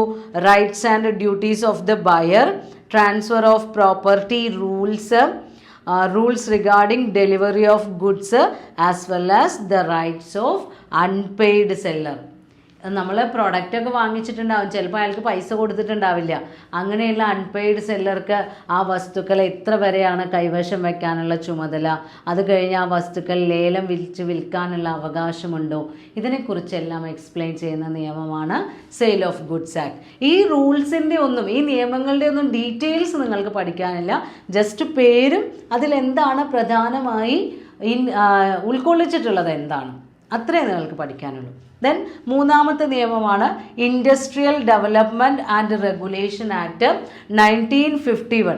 അതായത് നമ്മൾ ഓരോ ഇൻഡസ്ട്രികളിലും ഇപ്പോൾ പുതിയ പുതിയ പ്രോഡക്ട്സ് ഡെവലപ്പ് ചെയ്യുന്ന ഇൻഡസ്ട്രി സ്റ്റാർട്ട് ചെയ്യുമ്പോൾ അല്ലെങ്കിൽ പുതിയ ഇൻവെസ്റ്റ്മെൻറ്റുകൾ വരുമ്പോൾ, ലൈസൻസ്ഡ് യൂണിറ്റിൻ്റെ എക്സ്പാൻഷൻ വരുമ്പോൾ, പുതിയ ആർട്ടിക്കിൾസ് പ്രൊഡക്ഷൻ നടത്തുമ്പോൾ, ചേഞ്ച് ഓഫ് ലൊക്കേഷൻ, അതായത് ലൈസൻസുള്ള ഒരു യൂണിറ്റ് ഇവിടെ നിന്ന് മാറ്റി വേറെ ഏതെങ്കിലും സ്ഥലത്തേക്ക് മാറ്റുമ്പോഴെല്ലാം നമ്മൾ എന്ത് ചെയ്യണം, ഗവൺമെൻറ്റിനോട് വിവരം അറിയിക്കണം. ആവശ്യമുള്ള സമയത്ത് ഗവൺമെൻറ്റിൽ നിന്ന് ലൈസൻസ് എടുക്കണം, ലൈസൻസ് റിന്യൂ ചെയ്യണം, കൃത്യമായ കമ്മ്യൂണിക്കേഷൻ നടത്തണം. അപ്പോൾ ഇങ്ങനെയുള്ള ഈ ഇൻഡസ്ട്രിയൽ ലൈസൻസിങ് എന്ന് പറയുന്നത് ഒരു direct way of state intervention ആണ്. നമ്മുടെ വ്യവസായ മേഖലയിൽ നേരിട്ട് ഗവൺമെൻറ് ഇടപെടുകയാണ് ചെയ്യേണ്ടത് ഇൻഡസ്ട്രിയൽ ലൈസൻസിങ് കൊടുക്കുമ്പോൾ. ഇങ്ങനെ നേരിട്ട് ഇടപെടാനുള്ള കാരണം എന്താ, ഗവൺമെൻറ്റിൻ്റെ വിശ്വാസം എന്താണ്, ഇൻ ദ മാർക്കറ്റ് ടു അതായത് മാർക്കറ്റ് ഫോഴ്സുകളെ ഓവർ റൂൾ ചെയ്യാൻ വേണ്ടിയാണ് നമ്മളിത് ഇംപ്ലിമെൻ്റ് ചെയ്യുന്നത് ലൈസൻസിങ്. കാരണം അതിൻ്റെ അസംഷൻ എന്ന് പറയുന്നത് government is the best judge about the priorities from the national point of view. അതായത് നമ്മുടെ നാട്ടിൽ എങ്ങനെയുള്ള വ്യാപാരം നടക്കണം, എങ്ങനെയുള്ള വ്യവസായ മേഖലയാണ് പ്രവർത്തിക്കേണ്ടത്, എത്രമാത്രം റിസോഴ്സസ് ആണ് നമ്മൾക്ക് അവൈലബിൾ ആയിട്ടുള്ളത്, അതിൽ ഏറ്റവും കൂടുതൽ മുൻഗണന കൊടുക്കേണ്ടത് ഏത് സെക്ടറിനാണ്, ഇതിനെക്കുറിച്ചെല്ലാം തീരുമാനിക്കാൻ ഏറ്റവും സ്യൂട്ടായിട്ടുള്ള അപ്രോപ്രിയേറ്റ് ആയിട്ടുള്ള അതോറിറ്റി ഗവൺമെൻറ് ആണ് എന്നുള്ള അസംഷനെ ബേസ് ചെയ്തുകൊണ്ടാണ് ഇൻഡസ്ട്രികൾക്ക് ഡയറക്റ്റ് ആയിട്ടുള്ള ഒരു ഇൻ്റർവെൻഷൻ, നേരിട്ടിട്ടുള്ള ഒരു ഇടപെടൽ എന്നുള്ള രീതിയിൽ ഇൻഡസ്ട്രിയൽ ലൈസൻസിങ് എന്ന് പറയുന്ന ആ ഒരു സിസ്റ്റം കൊണ്ടുവന്നിട്ടുള്ളത്. അപ്പോൾ ഇങ്ങനെയുള്ള ഈ പ്രത്യേക ഇക്കണോമിക് സെക്ടറുകളിൽ ഓരോ സംരംഭങ്ങൾ തുടങ്ങുമ്പോഴും അവിടെ ഒരുപാട് ചെലവുകൾ വരുന്നുണ്ട്. അപ്പോൾ ആ ചെലവുകളൊക്കെ കവർ ചെയ്യാൻ വേണ്ടിയിട്ടും അതുപോലെ അവർക്ക് ലാഭമുണ്ടാക്കാൻ വേണ്ടിയിട്ടും ചില ആളുകൾ എന്ത് ചെയ്യും, ഇതെല്ലാം കൺസ്യൂമേഴ്സിൻ്റെ മുകളിൽ ചാർജ് ചെയ്യും. അപ്പോൾ അത് കൺസ്യൂമേഴ്സിന് അഫോർഡ് ചെയ്യാൻ പറ്റുന്ന തരത്തിലാവില്ല. അപ്പോൾ ഇത്തരം പ്രവർത്തനങ്ങൾക്കെല്ലാം ഒരു നിയന്ത്രണം കൊണ്ടുവരണം. അങ്ങനെ നിയന്ത്രണം കൊണ്ടുവരുന്ന സമയത്ത് ഗവൺമെൻറ് ശ്രദ്ധിക്കേണ്ടത് ഇവരുടെ കോസ്റ്റിനേക്കാൾ കൂടുതൽ റവന്യൂ ബിസിനസ്സിന് കിട്ടുന്ന രീതിയിലുള്ള നിയന്ത്രണങ്ങളാണ്. അതായത് അവർക്ക് എത്ര രൂപ ചിലവാകുന്നുണ്ടോ അതിനേക്കാൾ കുറച്ച് കൂടുതൽ. ഒരുപാട് നമ്മുടെ ഉപഭോക്താക്കളെ പറ്റിക്കാൻ പാടില്ല, പക്ഷേ അവർക്ക് ഇൻകം കോസ്റ്റിനേക്കാൾ കൂടുതലാവുകയും വേണം. ആ രീതിയിലുള്ള ഒരു ബിസിനസ് മാനേജ്മെൻറ്റൊക്കെ നമ്മുടെ ഇക്കണോമിയിൽ നിലനിന്ന് പോവാനും പ്രത്യേകതരം ഇൻഡസ്ട്രികളെ സംരക്ഷിക്കാനും നിയന്ത്രിക്കാനും വേണ്ടിയാണ് 1951 ഈ IDRA അല്ലെങ്കിൽ industrial development and regulation act നിലവിൽ വന്നത്. മാർക്കറ്റിംഗ് ഫീൽഡിൽ വരുന്ന ഗവൺമെൻറ് ഇൻ്റർവെൻഷൻസ് അല്ലെങ്കിൽ ഗവൺമെൻറ് കൺട്രോളിനെ കുറിച്ചാണ് നമ്മൾ പറഞ്ഞുകൊണ്ടിരുന്നത്. അപ്പോൾ ആദ്യത്തെ 2-3 നിയമങ്ങൾ നമ്മൾ പറഞ്ഞു. ഇനി 4ാമത്തെ നിയമം food safety and standard act 2006 2006 പാസ്സാക്കിയത്. ഇപ്പം നിങ്ങൾ ഈ നിയമങ്ങൾ ശ്രദ്ധിക്കുന്ന സമയത്ത് ഓരോ നിയമവും നമ്മൾ ഓരോ വർഷങ്ങളിൽ പാസ്സാക്കും. പിന്നീട് മാറി വരുന്ന എൻവയോൺമെൻറ്റിന് സ്യൂട്ടാവാൻ വേണ്ടി ഈ നിയമങ്ങൾക്കെല്ലാം അമെൻമെൻറ്റുകൾ കൊണ്ടുവരും. കാലമാറ്റത്തിനനുസരിച്ച് ഓരോ നിയമത്തിലും ഭേദഗതികൾ വരുത്താറുണ്ട്. അപ്പോൾ ചില നിയമങ്ങളൊക്കെ 2020 എന്നൊക്കെ നിങ്ങൾ കാണും. അപ്പോൾ അത് 2020 ചിലപ്പോൾ ആദ്യമായിട്ട് വന്നിട്ടുണ്ടായിരിക്കാം. അമെൻമെൻറ്റ് ഭേദഗതിയിലൂടെ പരിഷ്കരിച്ചു കൊണ്ടുവരുന്നുണ്ടാവും. അപ്പോൾ ഈ 2006 food safety and standard act ഇതിൽ പ്രധാനമായും പറയുന്നത് ഉപഭോക്താക്കളെ വഞ്ചിക്കുന്ന തരത്തിലുള്ള പരസ്യങ്ങളൊന്നും ഭക്ഷണ പദാർത്ഥങ്ങളെക്കുറിച്ച് നടത്താൻ പാടില്ല. നമ്മൾ ഏതെങ്കിലും ഈ പ്രോഡക്റ്റ് കഴിച്ചു കഴിഞ്ഞാൽ നിങ്ങൾക്ക് ഇങ്ങനെ ആരോഗ്യം വരും, അല്ലെങ്കിൽ നിങ്ങൾക്ക് ഇങ്ങനെ മുടി വളരും, അങ്ങനെയൊക്കെ പറഞ്ഞ് പലതരത്തിലുള്ള പരസ്യങ്ങൾ നമ്മൾ കാണാറുണ്ട്. അപ്പോൾ ഭക്ഷ്യവസ്തുക്കൾ വിൽക്കുന്ന സമയത്ത് ഉപഭോക്താക്കളെ വഞ്ചിക്കുന്ന രീതിയിലുള്ള പരസ്യങ്ങളൊന്നും ഇൻക്ലൂഡ് ചെയ്യരുത് എന്ന് പറഞ്ഞുകൊണ്ടുള്ള നിയമമാണ് ഫുഡ് സേഫ്റ്റി ആൻഡ് സ്റ്റാൻഡേർഡ്. അതിൻ്റെ ഡീറ്റെയിൽസിലേക്ക് നമ്മൾ പോകുന്നില്ല, ജസ്റ്റ് ഓരോ നിയമവും എന്താണെന്ന് മാത്രം മനസ്സിലാക്കി വയ്ക്കാം. ദെൻ അടുത്തത് drugs and magic remedies objectionable advertisement act 1954. ആ നിയമത്തിൽ തന്നെ പറയുന്നുണ്ട് ഒബ്ജെക്ഷനബിൾ അഡ്വർടൈസ്മെൻറ്റ്, എതിർക്കപ്പെടേണ്ടതായിട്ടുള്ള പരസ്യങ്ങളെക്കുറിച്ചാണ് അതിൽ പറയുന്നത്. എന്തിനെ പറ്റിയാ? Drugs and magic remedies. ചില മരുന്നുകൾ ആളുകൾക്ക് ഹാംഫുള്ളായ ചില മെഡിസിൻസൊക്കെ ആയിരിക്കും, അതല്ലെങ്കിൽ ആളുകളെ പ്രലോഭിപ്പിക്കുന്ന തരത്തിലുള്ള പരസ്യങ്ങൾ കൊടുത്തുകൊണ്ട് ഉത്തേജക മരുന്നുകളോ അല്ലെങ്കിൽ അത്തരം മെഡിസിൻസിൻ്റെയൊക്കെ വിൽപ്പനയ്ക്ക് വേണ്ടി നമ്മൾ പരസ്യങ്ങൾ നടത്താം. അപ്പോൾ ഒരുപാട് ഉദാഹരണങ്ങളൊക്കെ ഇതിൽ പറയുന്നുണ്ട്. പ്രിവെൻഷൻ ഓഫ് കൺസെപ്ഷൻ, സെക്ഷൽ ഇമ്പോർട്ടൻസി, അങ്ങനെ പറയുന്ന കുറേ കാര്യങ്ങളെക്കുറിച്ച് കള്ളത്തരത്തിലുള്ള വാചകങ്ങൾ കൊടുക്കാം. അപ്പോൾ ഒന്നും വേണ്ട. അപ്പോൾ നമ്മൾ തലവേദനയ്ക്ക് പുരട്ടാനുള്ള ഒരു മരുന്ന് പെയിൻ ബാമിൻ്റെ പരസ്യമാണെന്ന് വിചാരിക്കാം. അതിലിങ്ങനെ ആർട്ടിഫിഷ്യലായിട്ടുള്ള നമ്മൾ ക്രിയാത്മക ഭാവനയൊക്കെ ഉപയോഗിച്ചുകൊണ്ട് പരസ്യം നടത്തുക. എന്നിട്ട് അത്രയും വയ്യാതെ കിടക്കണ ആൾ ഇതൊരെണ്ണം എടുത്ത് നെറ്റിയിൽ കുറച്ചെടുത്ത് തേക്കുമ്പോഴേക്കും അയാളുടെ അസുഖം മാറിയതായിട്ട് ചിത്രീകരിക്കുക. അങ്ങനെയൊക്കെ ആളുകളെ തെറ്റിദ്ധരിപ്പിക്കുന്ന രീതിയിൽ മരുന്നുകളെക്കുറിച്ചൊക്കെ പരസ്യങ്ങൾ നടത്തുക. അതിനെയൊക്കെ എതിർക്കുന്ന നിയമമാണ് ഡ്രഗ്സ് ആൻഡ് മാജിക് റെമഡീസ് ആക്ടിൽ പറയുന്നത്. പിന്നെ essential commodities amendment act. Essential കമോഡിറ്റീസിൻ്റെ ആക്ട് നമ്മൾ ആദ്യം പാസ്സാക്കിയിട്ടുണ്ട്. അതിൽ ഓരോ സെക്ഷനുകളിൽ നമ്മൾ ചില പ്രൊഡക്റ്റിനെ കുറിച്ച് പറയുന്നുണ്ട്. സെക്ഷൻ 2A, സെക്ഷൻ 3A എന്നൊക്കെ ഇതിൽ തന്നിട്ടുണ്ട്. അതെന്താണ് ആ സെക്ഷൻ എന്നുള്ളത് നിങ്ങൾക്ക് ഡീറ്റെയിൽ ആയിട്ടില്ല. അതിൽ സെക്ഷൻ 2Aയിൽ പബ്ലിക് ഇൻട്രസ്റ്റ്, 3A ഗവൺമെൻറ്റാണ് ഇതിൻ്റെ പ്രൈസ് ഫിക്സ് ചെയ്യുന്നത്. അപ്പോൾ ഓരോ സെക്ഷനും നമുക്ക് ഡീറ്റെയിൽ ആയി പഠിക്കാനില്ല. മനസ്സിലാക്കി വെക്കേണ്ടത് ചില പ്രത്യേക കമോഡിറ്റീസിനെ, ചില പ്രത്യേക വസ്തുക്കളെ ഗവൺമെൻറ് അവശ്യ വസ്തുക്കൾ എന്ന് പറയുന്ന ലിസ്റ്റിൽ ഇൻക്ലൂഡ് ചെയ്തിട്ടുണ്ട്. അപ്പോൾ ഈ എസെൻഷ്യൽ കമോഡിറ്റീസ് എന്ന് പറഞ്ഞ് ഡിക്ലെയർ ചെയ്തിട്ടുള്ള ആ പ്രോഡക്ട്സിൻ്റെ വില തീരുമാനിക്കാനുള്ള അവകാശം ആർക്കാണ്? ഗവൺമെൻറ്റിനാണ്. അത് നമ്മൾ അതേപോലെ സ്വീകരിക്കണം. നിങ്ങൾ കണ്ടിട്ടില്ലേ, നാണ്യവിളകൾക്കൊക്കെ താങ്ങുവില എന്ന് പറഞ്ഞിട്ടൊരു പ്രൈസൊക്കെ ഗവൺമെൻറ് തീരുമാനിക്കാറുണ്ട്. ദെൻ അടുത്തത് കമ്പനീസ് ആക്ട് 2013 ആണ്. ഈ കമ്പനീസ് ആക്ട് 2013 എന്ന് പറയുമ്പോൾ ഇത് 1956 മുതൽ കമ്പനി നിയമങ്ങൾ നിലവിലുണ്ട്. അത് ഓരോ വർഷവും അമെൻഡ് ചെയ്തുകൊണ്ടേയിരിക്കും. ഇപ്പോൾ ഏറ്റവും അടുത്ത 2020 വരെ അതിൻ്റെ പുതിയ ഭേദഗതി വന്നിട്ടുണ്ട്, അതിൻ്റെ ബില്ല് അവതരിപ്പിക്കപ്പെട്ടിട്ടുണ്ട്. കമ്പനീസ് ആക്റ്റിൽ എക്സ്പ്ലെയിൻ ചെയ്യുന്നത് ജോയിൻറ്റ് സ്റ്റോക്ക് കമ്പനികളെ കുറിച്ചാണ്. കുറേ ഷെയർ ഹോൾഡേഴ്സിൻ്റെ കയ്യിൽ നിന്ന് ഷെയർ ക്യാപിറ്റൽ കളക്ട് ചെയ്ത ഒരു കോമൺ ഫണ്ട് ഉണ്ടാക്കി ലാഭത്തിന് വേണ്ടി പ്രവർത്തിക്കുന്ന സ്ഥാപനമാണ് ഒരു ജോയിൻറ്റ് സ്റ്റോക്ക് കമ്പനി. അത് പലതരത്തിലുണ്ട്. പ്രൈവറ്റ് കമ്പനി ഉണ്ട്, പബ്ലിക് കമ്പനി ഉണ്ട്, ഗവൺമെൻറ് കമ്പനി ഉണ്ട്, ഡോർമെൻറ്റ് കമ്പനി ഉണ്ട്, ഹോൾഡിംഗ് കമ്പനി ഉണ്ട്, കുറേ ക്ലാസിഫിക്കേഷൻ ഉണ്ട്. അപ്പോൾ ഈ കമ്പനികളെക്കുറിച്ചും കമ്പനിയുടെ ഫീച്ചേഴ്സിനെ കുറിച്ചും വിവിധ തരം കമ്പനികളെക്കുറിച്ചും അതിൻ്റെ ഫോർമേഷൻ മുതൽ അത് അടച്ചുപൂട്ടുക, വൈൻഡിങ് അപ്പ് എന്ന് പറയും, ആ അടച്ചുപൂട്ടുന്ന സ്റ്റേജ് വരെയുള്ള എല്ലാ കാര്യങ്ങളെക്കുറിച്ചും എക്സ്പ്ലെയിൻ ചെയ്യുന്ന നിയമമാണ് കമ്പനീസ് ആക്ട്. ഫോർമേഷൻ, രജിസ്ട്രേഷൻ, അതിൻ്റെ മാനേജ്മെൻറ്റ്, റേസിംഗ് ഓഫ് ക്യാപിറ്റൽ, ഡയറക്ടേഴ്സിൻ്റെ അവകാശങ്ങൾ, ചുമതലകൾ, ഇങ്ങനെയുള്ള എല്ലാ കാര്യങ്ങളും ലാസ്റ്റിൽ കമ്പനി അടച്ചുപൂട്ടുമ്പോൾ സ്വന്തം ഇഷ്ടത്തിന് അടച്ചുപൂട്ടാം, നിയമത്തിൻ്റെ വകുപ്പുകളിലൂടെ അടച്ചുപൂട്ടാം, ലിക്വിഡേറ്ററെ വെച്ച് അടച്ചുപൂട്ടാം, അങ്ങനെ കുറേ പ്രൊവിഷൻസ് ഉണ്ട്. ഇതെല്ലാം എക്സ്പ്ലെയിൻ ചെയ്യുന്ന ഒരു ജോയിൻറ്റ് സ്റ്റോക്ക് കമ്പനിയുടെ A to Z എക്സ്പ്ലെയിൻ ചെയ്യുന്ന നിയമമാണ് കമ്പനീസ് ആക്ട്. ദെൻ അടുത്തത് trade marks act 1999. Trade marks എന്ന് പറയുമ്പോൾ നമ്മൾക്കറിയാം, it may be a mark include a device, brand, heading, label, ticket name, signature, അതായത് ഒരു signature word, and letter of numeral or any combination thereof. ഇത് നമ്മൾ എന്ത് ചെയ്യും? രജിസ്റ്റർ ചെയ്യും. നമ്മുടെ കമ്പനിയുടെ ഒരു ബ്രാൻഡ് മാർക്ക് അതിനെ രജിസ്റ്റർ ചെയ്ത് കഴിഞ്ഞാൽ അതെന്തായി മാറി? ട്രേഡ് മാർക്കായി. അപ്പോൾ ഈ ട്രേഡ് മാർക്കുകളൊക്കെ നമ്മൾ റിന്യൂ ചെയ്യണം. ഓരോ 10 വർഷം കൂടുന്തോറും ട്രേഡ് മാർക്കുകൾ നമ്മൾ റിന്യൂ ചെയ്തുകൊണ്ടിരിക്കണം. അപ്പോൾ നമ്മൾക്ക് മാത്രമേ അത് ഉപയോഗിക്കാൻ പാടൂ എന്നുള്ളൊരു അവകാശമാണ് ഈ രജിസ്ട്രേഷനിലൂടെ നമ്മൾ നേടിയെടുക്കുന്നത്. അപ്പോൾ അതിൽ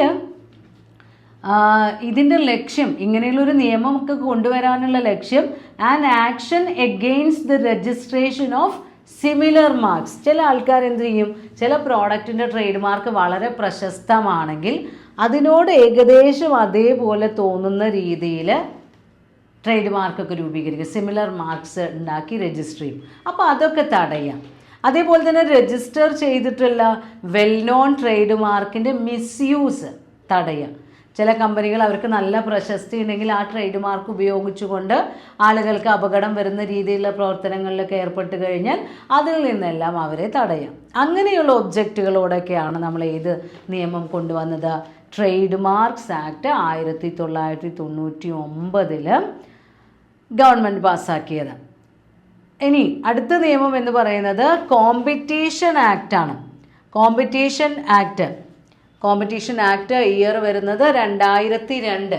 അപ്പോൾ ഈ കോമ്പറ്റീഷൻ ആക്ട് എന്ന് പറയുമ്പോൾ പണ്ടൊരു നിയമം ഉണ്ടായിരുന്നു, MRTP ആക്ട് 1969 പാസ്സാക്കിയ monopolies and restrictive trade practices act, MRTP act എന്നാണ് അത് അറിയപ്പെട്ടിരുന്നത്. ആ ആക്ടിനെ ഒന്ന് പരിഷ്കരിക്കുക എന്നൊക്കെ പറയില്ലേ, റീപ്ലേസ് ചെയ്യാം. ആ ആക്ടിന് പകരം ഉള്ള ഇപ്പോൾ ഉള്ള നിയമമാണ് കോമ്പറ്റീഷൻ ആക്ട് എന്ന് പറയുന്നത്. അപ്പോൾ ആ ആക്ടിൽ എന്തൊക്കെ പ്രൊവിഷൻസ് ആണോ പറഞ്ഞിരുന്നത്, ഉപഭോക്താക്കൾക്ക് ഹാനികരമായ വ്യാപാര പ്രവർത്തനങ്ങൾ, അതായത് restrictive trade practice, harmful trade practice, unfair trade practice, ഇതൊന്നും നമ്മുടെ സമൂഹത്തിൽ നടക്കാതെ സംരക്ഷിക്കാൻ വേണ്ടിയാണ് MRTP ആക്ട് ഒക്കെ കൊണ്ടുവന്നത്. അപ്പോൾ ഈ കോമ്പറ്റീഷൻ ആക്ടിൻ്റെയും ലക്ഷ്യം to provide framework for the establishment of the competition commission. ഇങ്ങനെ എന്തെങ്കിലും മത്സരങ്ങളെ കുറിച്ച് കാര്യങ്ങൾ ഉണ്ടാവുകയാണെങ്കിൽ അന്വേഷിക്കാൻ അതിനൊരു കമ്മീഷൻ രൂപീകരിക്കാം. Prevent monopolies and to promote positive competition in the market. മാർക്കറ്റിൽ നല്ല രീതിയിലുള്ള മത്സരം വളർത്തുക. അതുപോലെ തന്നെ കുത്തകകൾ രൂപീകരിക്കപ്പെടുന്നത് തടയുക. Then to protect freedom of trade. വ്യാപാര സ്വാതന്ത്ര്യം, വ്യക്തികളുടെയും സ്ഥാപനങ്ങളുടെയും വ്യാപാര സ്വാതന്ത്ര്യം ഉറപ്പുവരുത്തുക. ആർക്ക് വേണമെങ്കിൽ വ്യാപാരം ചെയ്യാമെന്നുള്ള ഒരു സാഹചര്യം മാർക്കറ്റിൽ ഉണ്ടാക്കുക. Then to protect interest of the consumers. നമ്മുടെ ഉപഭോക്താക്കളുടെ താല്പര്യങ്ങൾ സംരക്ഷിക്കുക. ഇതൊക്കെയാണ് ഈ നിയമത്തിൻ്റെ പ്രധാന ലക്ഷ്യങ്ങൾ. അപ്പോൾ നമ്മുടെ മാർക്കറ്റിൽ നിലനിൽക്കുന്ന കുറേ അൺഫെയർ ആയിട്ടുള്ള പ്രാക്ടീസുകളുണ്ട്. കരിഞ്ചന്ത, പൂഴ്ത്തിവയ്പ്പ്, മനഃപൂർവ്വം വില വർദ്ധിപ്പിക്കുക, അങ്ങനെയുള്ള കാര്യങ്ങൾ. Price rigging, bid rigging, resale price maintenance, price discrimination, predatory pricing, അങ്ങനെ കുറേ അൺഫെയർ ആയിട്ടുള്ള പ്രാക്ടീസുകളുണ്ട്. ഇതിനെയെല്ലാം നമ്മുടെ ഈ ആക്ട് പ്രൊഹിബിറ്റ് ചെയ്യുന്നുണ്ട്. ദെൻ അടുത്ത ആക്ട് എന്ന് പറയുന്നത് പാറ്റന്റ് ആക്ട് 1970, 1970 പാസ്സാക്കിയ പാറ്റന്റ്. പാറ്റന്റ് എന്ന് പറഞ്ഞാൽ നമ്മൾക്കറിയാം ഒരു റൈറ്റാണ്, exclusive right to own, use and dispose of an invention for a specified period. നമ്മൾ കണ്ടുപിടിച്ച നമ്മുടേതായ കഴിവുകൾ ഉപയോഗിച്ച് ഇൻ്റലക്ച്വൽ പ്രോപ്പർട്ടീസ് എന്നൊക്കെ പറയില്ലേ, അങ്ങനെ ഒരു ഇൻവെൻഷൻ നടത്തി അത് നമ്മൾക്ക് മാത്രം ഉപയോഗിക്കാനുള്ള അവകാശം, അതിനെയാണ് പാറ്റന്റ്, നിർമ്മാണാവകാശം എന്നൊക്കെ പറയും. അപ്പോൾ അതിന് ഗവൺമെൻറ് നൽകാറുണ്ട്, ഇങ്ങനെയുള്ള അവകാശങ്ങൾ അനുവദിച്ച് നൽകാറുണ്ട്.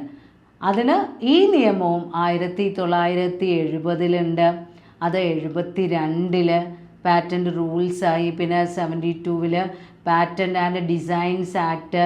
അങ്ങനെ ഓരോ കാലങ്ങളിലും ഇതിനൊക്കെയും എന്ത് കൊണ്ടുവരുന്നുണ്ട്, ഭേദഗതികൾ കൊണ്ടുവരാറുണ്ട്. അപ്പോൾ പാറ്റൻസിനെ കുറിച്ച് എക്സ്പ്ലെയിൻ ചെയ്യുന്ന നിയമമാണ് patents act. Then 11 legal metrology act 2009. ഇതിനു മുൻപ് നമ്മൾ ഇതിനു വേണ്ടി ഉപയോഗിച്ചിരുന്ന നിയമം അല്ലെങ്കിൽ ഈ വകുപ്പുകൾ വന്നിരുന്ന നിയമം എന്ന് പറയുന്നത് standard of weight and measures act ആയിരുന്നു. 1985 അമെൻമെൻറ്റ്, എൻഫോഴ്സ്മെൻറ്റ് ആക്ട്. അതിൻ്റെ മുന്നേ ഇത് standard of weights and measures act 1976 ഉണ്ടായിരുന്നു. അത് എൻഫോഴ്സ്മെൻറ്റ് ആക്റ്റായി 85 മാറി. ഇപ്പോൾ അതെന്തായി, ലീഗൽ മെട്രോളജി ആക്ട്. നമ്മൾ ഉപഭോക്താക്കൾക്ക് വിൽക്കുന്ന ഉൽപ്പന്നങ്ങൾ കൃത്യമായ അളവിലും തൂക്കത്തിലുമുള്ളതാണ് എന്ന് ഉറപ്പുവരുത്തുന്ന നിയമമാണ്. നിങ്ങൾ കണ്ടിട്ടുണ്ടാവും നമ്മുടെ ചെറുകിട കച്ചവടക്കാരൊക്കെ അവരുടെ ഈ ത്രാസ് വെയിറ്റ് ചെയ്യാൻ ഉപയോഗിക്കുന്ന ആ ഒരു ബാലൻസ് ഉണ്ടല്ലോ, അതെല്ലാം ഇത്ര കാലം കൂടുമ്പോൾ പോയി സീല് ചെയ്യണം എന്ന് നിയമമുണ്ട്. ഇവരുപയോഗിക്കുന്ന ആ ത്രാസ് എന്ന് പറയുന്ന ആ ബാലൻസിങ് സിസ്റ്റം കൃത്യമായ രീതിയിൽ വർക്ക് ചെയ്യുന്നതാണോ എന്നൊക്കെ മെട്രോളജി ഡിപ്പാർട്ട്മെൻറ്റിൻ്റെ കീഴിൽ ചെക്ക് ചെയ്ത് സീല് വാങ്ങണം. അപ്പോൾ പ്രോഡക്ട്സ് നമ്മൾ വിൽക്കുന്നത്, ഉപഭോക്താക്കൾക്ക് വിൽക്കുന്നത് കൃത്യമായ അളവിലും തൂക്കത്തിലുമാണ്, അവരെ പറ്റിക്കുന്നില്ല എന്ന് ഉറപ്പുവരുത്താനുള്ള ആക്റ്റാണ് standard of weight and measures act. അത് റീപ്ലേസ് ചെയ്തിട്ടാണ് ഇപ്പോൾ ഏത് ആക്ട് ആയത്, ലീഗൽ മെട്രോളജി ആക്ട്. ദെൻ അടുത്തത് 12ാമത്തെ നിയമം കൺസ്യൂമർ പ്രൊട്ടക്ഷൻ ആക്ട് 2019, ഉപഭോക്തൃ സംരക്ഷണ നിയമം. ആരാണ് കൺസ്യൂമർ, ആരാണ് കസ്റ്റമർ എന്നൊക്കെ നമ്മൾ മാർക്കറ്റിങ്ങിൻ്റെ ബേസ് ആയിട്ട് പഠിക്കുന്നതാണ്. അപ്പോൾ പൈസ കൊടുത്ത് സാധനങ്ങളോ സേവനങ്ങളോ വാങ്ങി ഉപയോഗിക്കുന്ന വ്യക്തിയാണ് ഉപഭോക്താവ് അല്ലെങ്കിൽ കൺസ്യൂമർ. ആ കൺസ്യൂമറിന് ഒരുപാട് അവകാശങ്ങളുണ്ട്.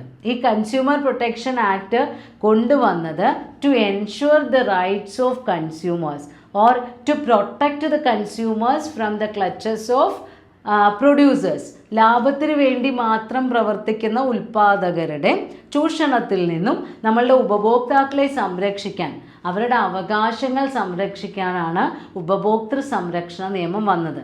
കൺസ്യൂമേഴ്സിൻ്റെ അവകാശം എന്ന് പറഞ്ഞു കഴിഞ്ഞാൽ അവർക്ക് ഉൽപ്പന്നത്തെക്കുറിച്ച് അറിയാനുള്ള അവകാശം, തിരഞ്ഞെടുക്കാനുള്ള അവകാശം, ആ ഉൽപ്പന്നം പൈസ കൊടുത്ത് വാങ്ങാനുള്ള അവകാശം, അത് ഉപയോഗിച്ച് എന്തെങ്കിലും ബുദ്ധിമുട്ടുകൾ ഉണ്ടായാൽ പരാതി പറയാനുള്ള അവകാശം, ആ പരാതിക്ക് മുകളിൽ നഷ്ടപരിഹാരം അല്ലെങ്കിൽ അതിനുള്ള എന്തെങ്കിലും ഗ്രീവൻസുകൾ, പരിഹാരം കിട്ടാനുള്ള അവകാശം, ഇങ്ങനെ കുറേ അവകാശങ്ങളുണ്ട് ഉപഭോക്താക്കൾക്ക്. അപ്പോൾ അതിനെക്കുറിച്ചൊക്കെ അവരെ ബോധവാന്മാരാക്കുക.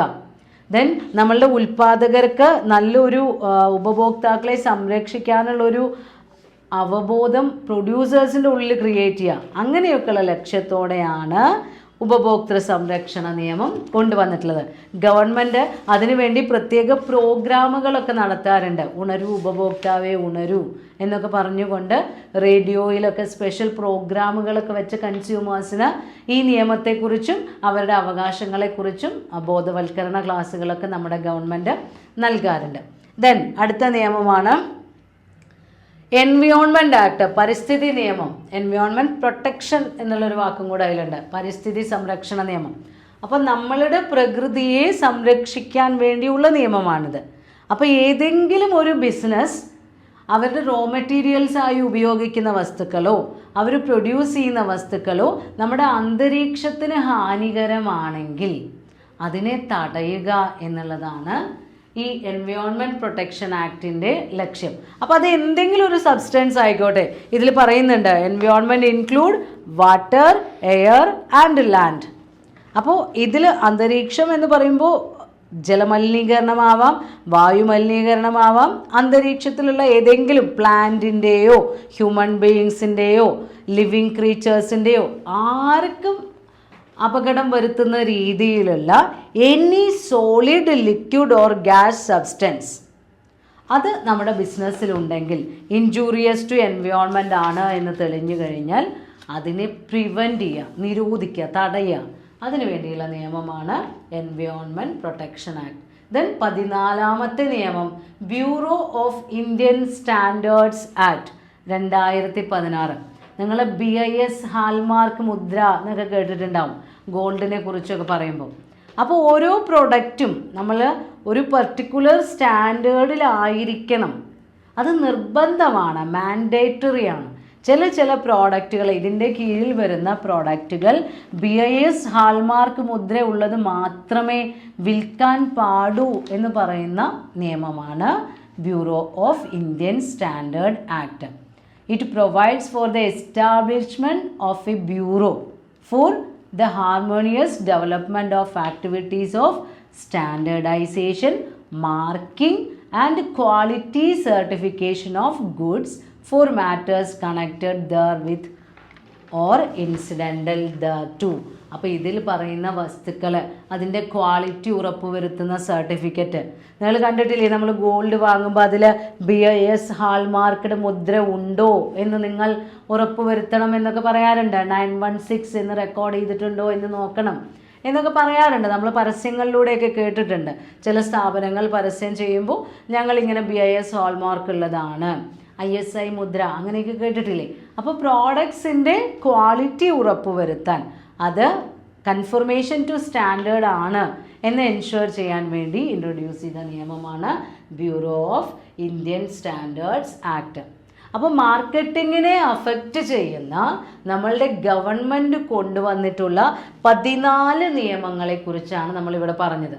അപ്പോൾ ഈ ഓരോ നിയമത്തിൻ്റെയും പേരും അതിൻ്റെ ജസ്റ്റ് കണ്ടൻറ്റ് മാത്രം, കോർ കണ്ടൻറ്റ് മാത്രം എന്താണ് എന്ന് നിങ്ങൾ പഠിച്ചാൽ മതി. ഡീറ്റെയിൽ ആയിട്ട് വേണ്ട. ആ നിയമത്തിൻ്റെ പേര് അതിൽ ഇൻക്ലൂഡ് ചെയ്യുന്ന സബ്ജക്റ്റ് ഏതാണ്. അപ്പോൾ ഇത്രയുമാണ് മാർക്കറ്റിങ്ങിൻ്റെ 2ാമത്തെ യൂണിറ്റിൽ നമ്മൾക്ക് പഠിക്കാനുള്ളത്. മാർക്കറ്റിംഗ് എൻവയോൺമെൻറ്റ് എന്ന യൂണിറ്റ് കംപ്ലീറ്റ് ആയി.